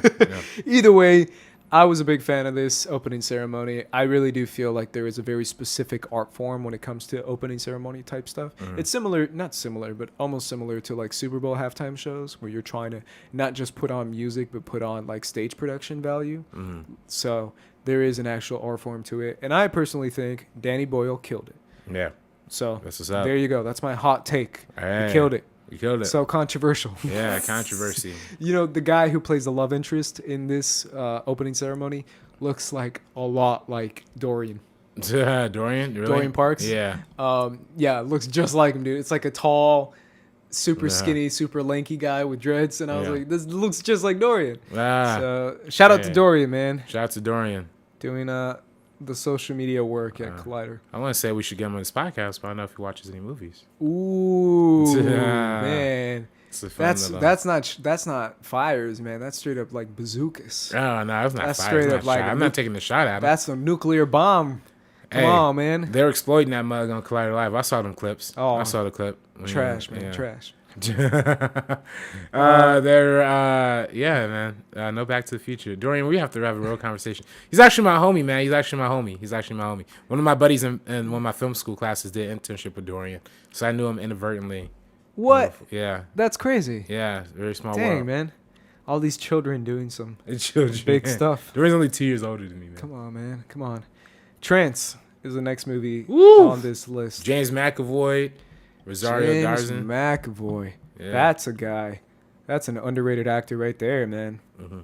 Underrated actor because RB3's favorite movie was Split. Oh, I don't know about that. You loved Split, man. McAvoy was great in that movie, though. Great performance in that film. He did a great job. Yeah, you're not as big a fan as the wingers are. No, absolutely not. I Split. think that movie's mostly garbage. Really? Mostly. Dang. Yeah, not mostly. You're calling out the great M. Night Shyamalan. Man, great my ass. But Unbreakable is one of the best motion pictures There you go. of all time. At least superhero motion pictures, and Sixth Sense is dope as well. Science is dope too. Dude, James McAvoy is such a good actor. Yeah. He's so good, and he's so good in this movie. Yeah. I mean, that's the thing that, to me, that stands out to this in this movie the most is his performance. Yeah. He's so freaking dope in this movie, going through all the different emotions and all the different thoughts that go through his head and the twists that happen in this movie. To me, I feel like the majority of the positive I have for this movie is mainly James McAvoy's performance, and obviously Rosario Dawson. But James McAvoy, to me, carries this movie quite a bit. The rest of the movie is kind of okay. It's not great. Yeah, it's a little shaky. It's a little shaky. It's a little too twisty, in my opinion, if that's possible. Well, I think it definitely, to me at least, like one of the, I don't say one of the influences per se, but I think one of the connections that I make to my mind is one of Steven Soderbergh's earlier movies. I think it's called The Lemon, which came out in 1999, which is a movie is edited in such a way where sometimes scenes will start before they actually start. And when I say that, like, you'll start hearing the audio from the next scene before the visuals start getting to it. So by the time you're in the next scene, you're already halfway there, you know? So it's a little tricky in terms of like the storytelling. And I think this movie kind of adapts like the weirdness of the form, right? Like making it so like, I guess, I don't know if it like non-linear is the right word to say, but like make it so under revealing to where every reveal is a moment, you know, to where everything is a moment. So I don't know if, you know, I think that's just the way I kind of, you know. So overall, are you like a fan of this movie? I mean, it's cool. It's a cool experience. Yeah. You can never go wrong for Rosario Dawson, especially. She's a very good actress. She's a great actress. And Claire in course, the Netflix shows. Yeah, Claire in Netflix shows. He Got Game. She's Spike Lee. She's Luke Cage's girl. Luke Cage. Hey, man. Luke Cage. Salute to Luke Cage. Salute to Mike Coulter. Are you still watching Luke Cage? No. I don't watch any Netflix shows. Or any Netflix Marvel shows. But you're going to see Iron Fist when that comes out next week. Oh, boy. I cannot wait for Iron Fist this week. Season 2, man. Yeah. Come on. Yeah, man. That just sounds like a great old Ewan time. Ewan. 13 episodes, an hour each. Oh. Yeah. Hey, by the way, I swear, I'm going to interrupt you. But if Netflix Marvel did 8 episodes like Stranger Things, it already would be 10 times better. Nah, Defenders was 8 episodes and that shit was trash. Are you kidding me? It just don't work. For me, it's like 13 episodes. Oh, yeah. It's too much. I was gonna say like Netflix gotta stay with the business model of 10. Because I was watching that Disenchantment show, and I've seen that. So I saw it in the background. So like my roommate's watching it. Disenchantment? It just came out. It's with it's from Matt Gogan, the guy who does the guy who did Simpsons, who created Simpsons and Futurama. Yeah. I was just talking about that, man. Yeah. So check this out. A buddy of mine is a writer. I have a connection to that. Funny enough, you're saying my buddy of mine is a writer, and he's been going to like different studios and pitching a show idea that he had, and it's literally that show. It's the idea of like a medieval fantasy type comedy type animated type show.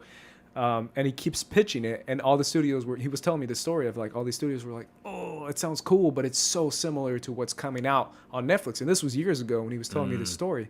And sure enough, it came out. And I was like, oh, that's the show that he was telling me about that is super similar to what he already wrote.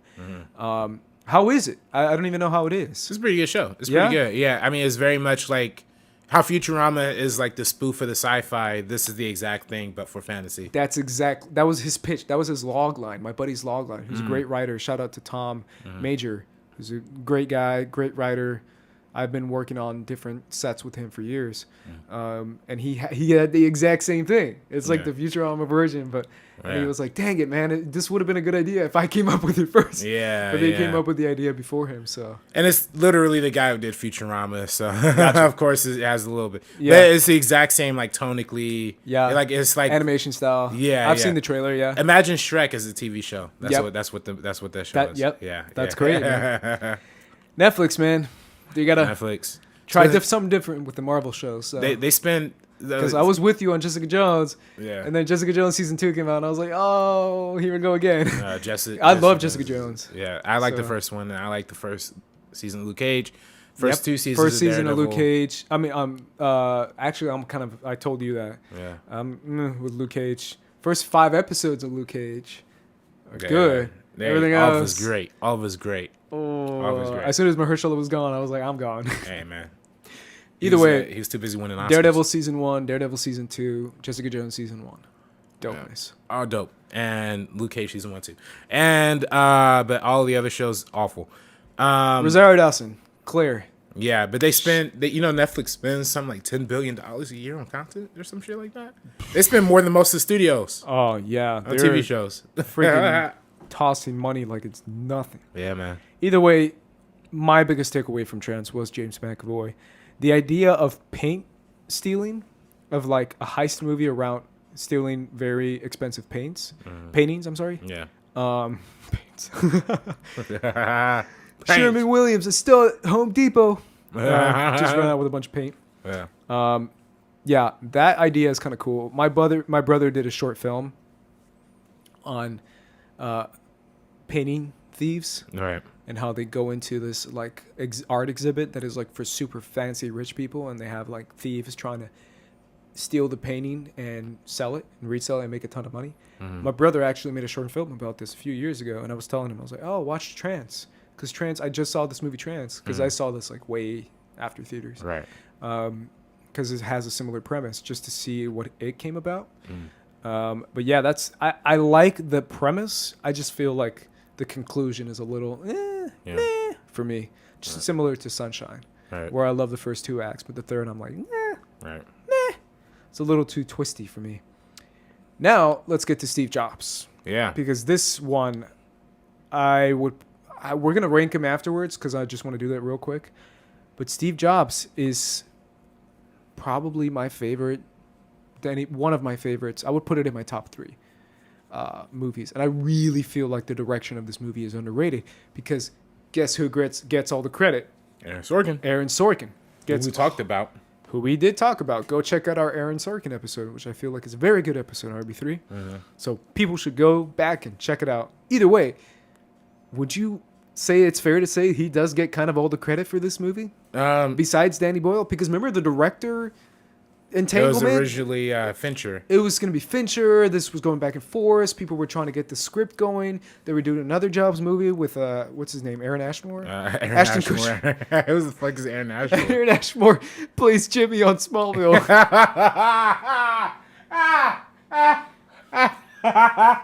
The fact that you knew that shit fucking kills me. Yeah, he plays Jimmy, and he has a twin brother who's also in the movie. In fact, I might be confusing them.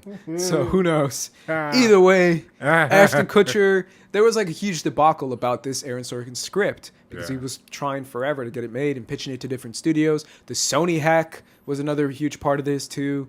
Leonardo DiCaprio, Christian Bale, like all these different casting decisions. And when they finally said, well, Michael Fassbender said yes, and he just killed it. Mm-hmm. I'm telling you right now, and I said it before, I'll say it again, he deserved that Oscar over Leo in The Revenant. Yeah, I agree. Michael Fassbender and Steve Jobs gave a better performance than Leonardo DiCaprio in The Revenant. Different types of acting, but I still give it to Jobs. Yeah. And I still give it to Fassbender, who killed it in this movie and who memorized a shit ton of dialogue. Oh, yeah. The lines in this movie are crazy. It's crazy. Yeah. Crazy. But either way, the film plays out in 3 points of time with 3 act structure and 3 different distinct launches of a different Apple product. Yeah.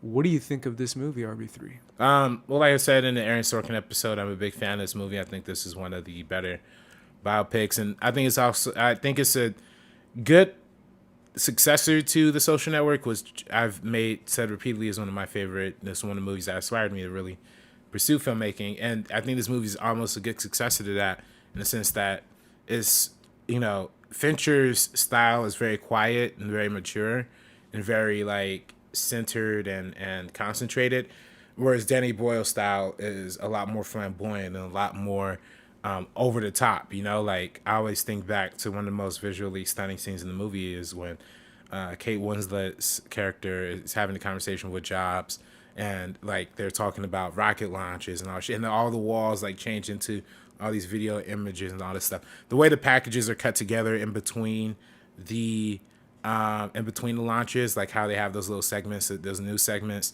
is also dope too.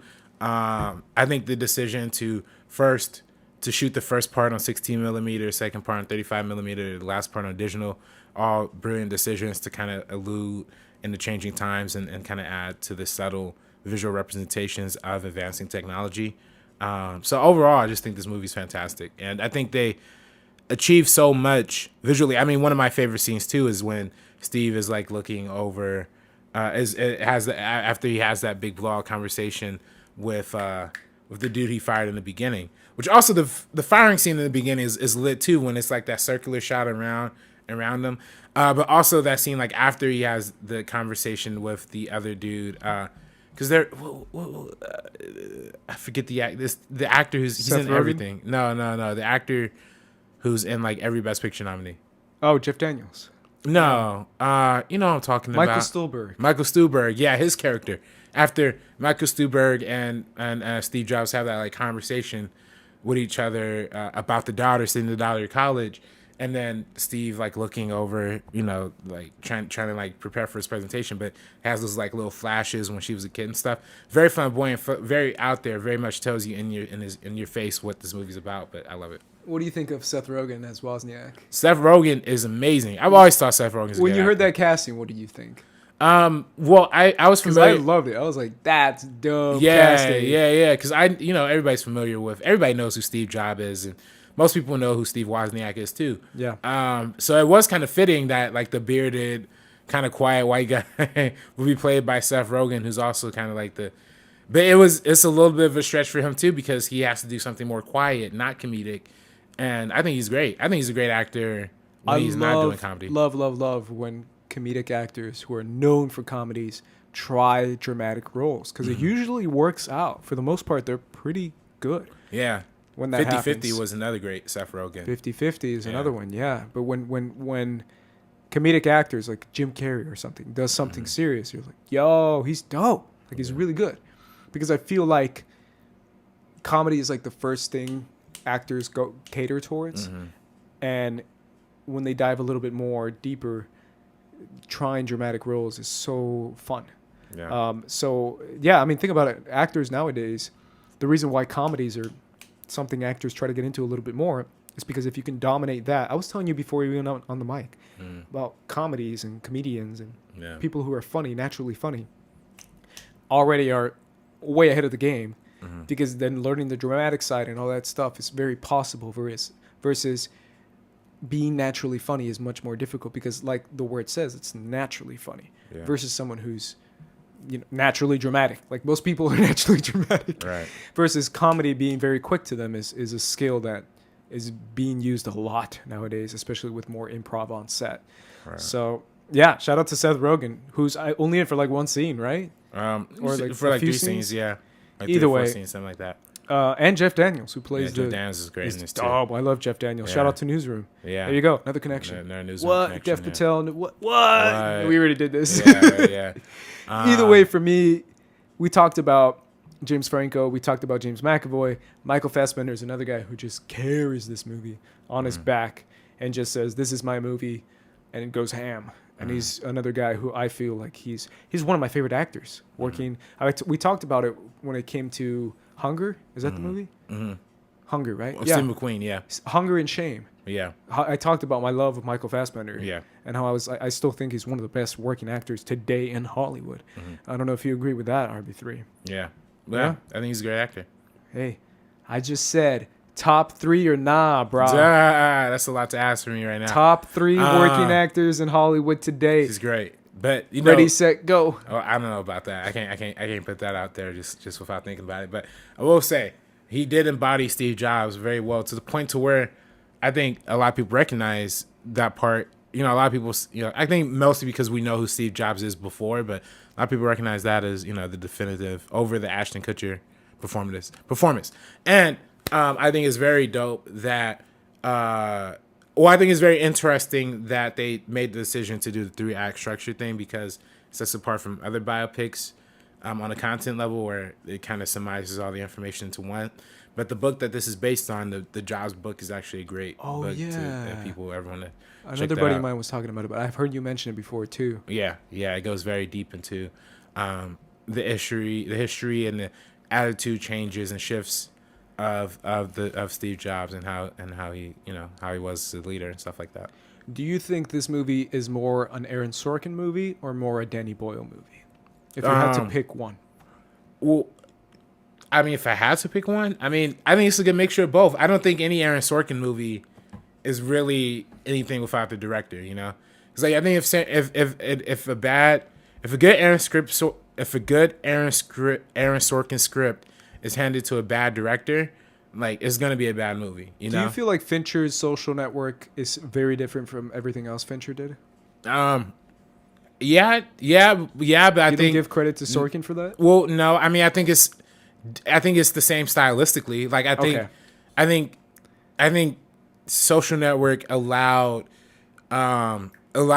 David Fincher to debut like a new kind of style, because before that, well, I guess Zodiac kind of had that style too, the digital kind of slow moving kind of pace style, but I think the Social Network really maximized that. So I think the style is continuous, and I think even to a certain extent, you know, like Girl with the Dragon Tattoo has that too, right? The very, very, you know, kind of quiet, very fast talking dialogue too. So I don't know, just, you know, I think Fincher put his own stamp, and I think Danny Boyle put a very firm stamp on this movie too. So, and I really feel like I was preaching that during the Oscar time. I was like, dude, Danny Boyle needs more credit for this movie. Yeah, because everyone is like, Aaron Sorkin. I'm like, it's cool. I mean, it's a great script, but come on, man, Danny Boyle is clutch. Yeah, clutch. And this movie would have been 10 times different if it was Fincher too. By the way, like if it was 100 Fincher, times different. And also if it was a different Jobs. Personally, like I can't see a Bale Jobs, but it's funny because I can see that. I can see it too, but it's funny because he looks more like the actual Steve Jobs than Michael Fassbender does. Mm-hmm. That was the biggest thing that everyone took away from this movie, was like, oh, he doesn't look at all like him, but he sure does embody him. Yeah. Because a lot of people were very critical of like, well, he doesn't look like Steve Jobs though. Yeah. So, and I think that's such a, personally, I feel like he doesn't look like the actual biography. Who cares, man? Like, if it kind of looks like him, I forgive it very quickly, especially if you embody the character. Mm-hmm. All right, RB3, it's that time. I said it would come. Now it's come. Oh, wait. What are your top 3 Danny Boyle movies? Top 3? Oh, man, I should have thought about this. Well, I'm just throwing it out there. I know. My bad, dude. I should have told you beforehand. Nah. So you have I definitely would say Slumdog Millionaire is the Okay. top. Yeah, Slumdog Millionaire is the top because it's one of my favorites. Number 2. And then I guess Trainspotting, because, you know, Trainspotting is an influential film. Very big impact. And I think there wouldn't be movies like In Bruges or whoever the guy is, Martin McDonagh. Yeah, I wanted to do him too. Yeah. I was going to text you that if I wanted to do Martin an episode. McDonagh. Yeah. I mean, he only has 3 movies, so. I know, which is kind of why I want to do him. Hey, man, it's hard work watching all these movies every night. It's tough, man. So and number probably 3? number 3 would be Steve Jobs. And yeah. Okay. I would go Slumdog Millionaire. Well, okay. Yeah. Barely. Right. Barely beating Steve Jobs. And then 28 Days Later. 28 Days Later. Okay. Interesting. Yeah. No Trainspotting. No Trance. Definitely not Trance. No The Beach. Do we even talk about The Beach? We didn't talk about The Beach. Hey, fuck it. All right, at the end of the show, so. Leonardo DiCaprio on The Beach. Yeah. Cool. Yeah. No, movie about selfishness. I only saw that movie like half asleep, so I can't really like speak on that. So. We forgot The Beach, and we forgot A Life Less Ordinary, which basically made no money. Steve Jobs also made no money too. It was a big financial failure. That's right, it is. Yeah. That's I completely forgot. And didn't it come out like September or something crazy? Big Oscar push, yeah. It came out at the end of September. Yeah. Yeah. Because I'm assuming they wanted a better date than September, but they gave it to September, and usually it's got to be something really special. Like Black Mass came out in September, the Johnny Depp movie. Yeah. And they were like, Oscar, maybe, no. But that movie wasn't good besides the acting, though. No, but I'm saying like Oscar pushes campaigns usually start in October. Yeah. So if you see a October's the prime spot. it is. Yeah. October, November, December. But if you see a late September one that looks Oscar baity, you're usually like, I guess the studio kind of tried. Yeah. Like, have you seen the trailers for Operation Finale with Oscar Isaac and Ben No, I Kingsley? haven't seen the trailers for that.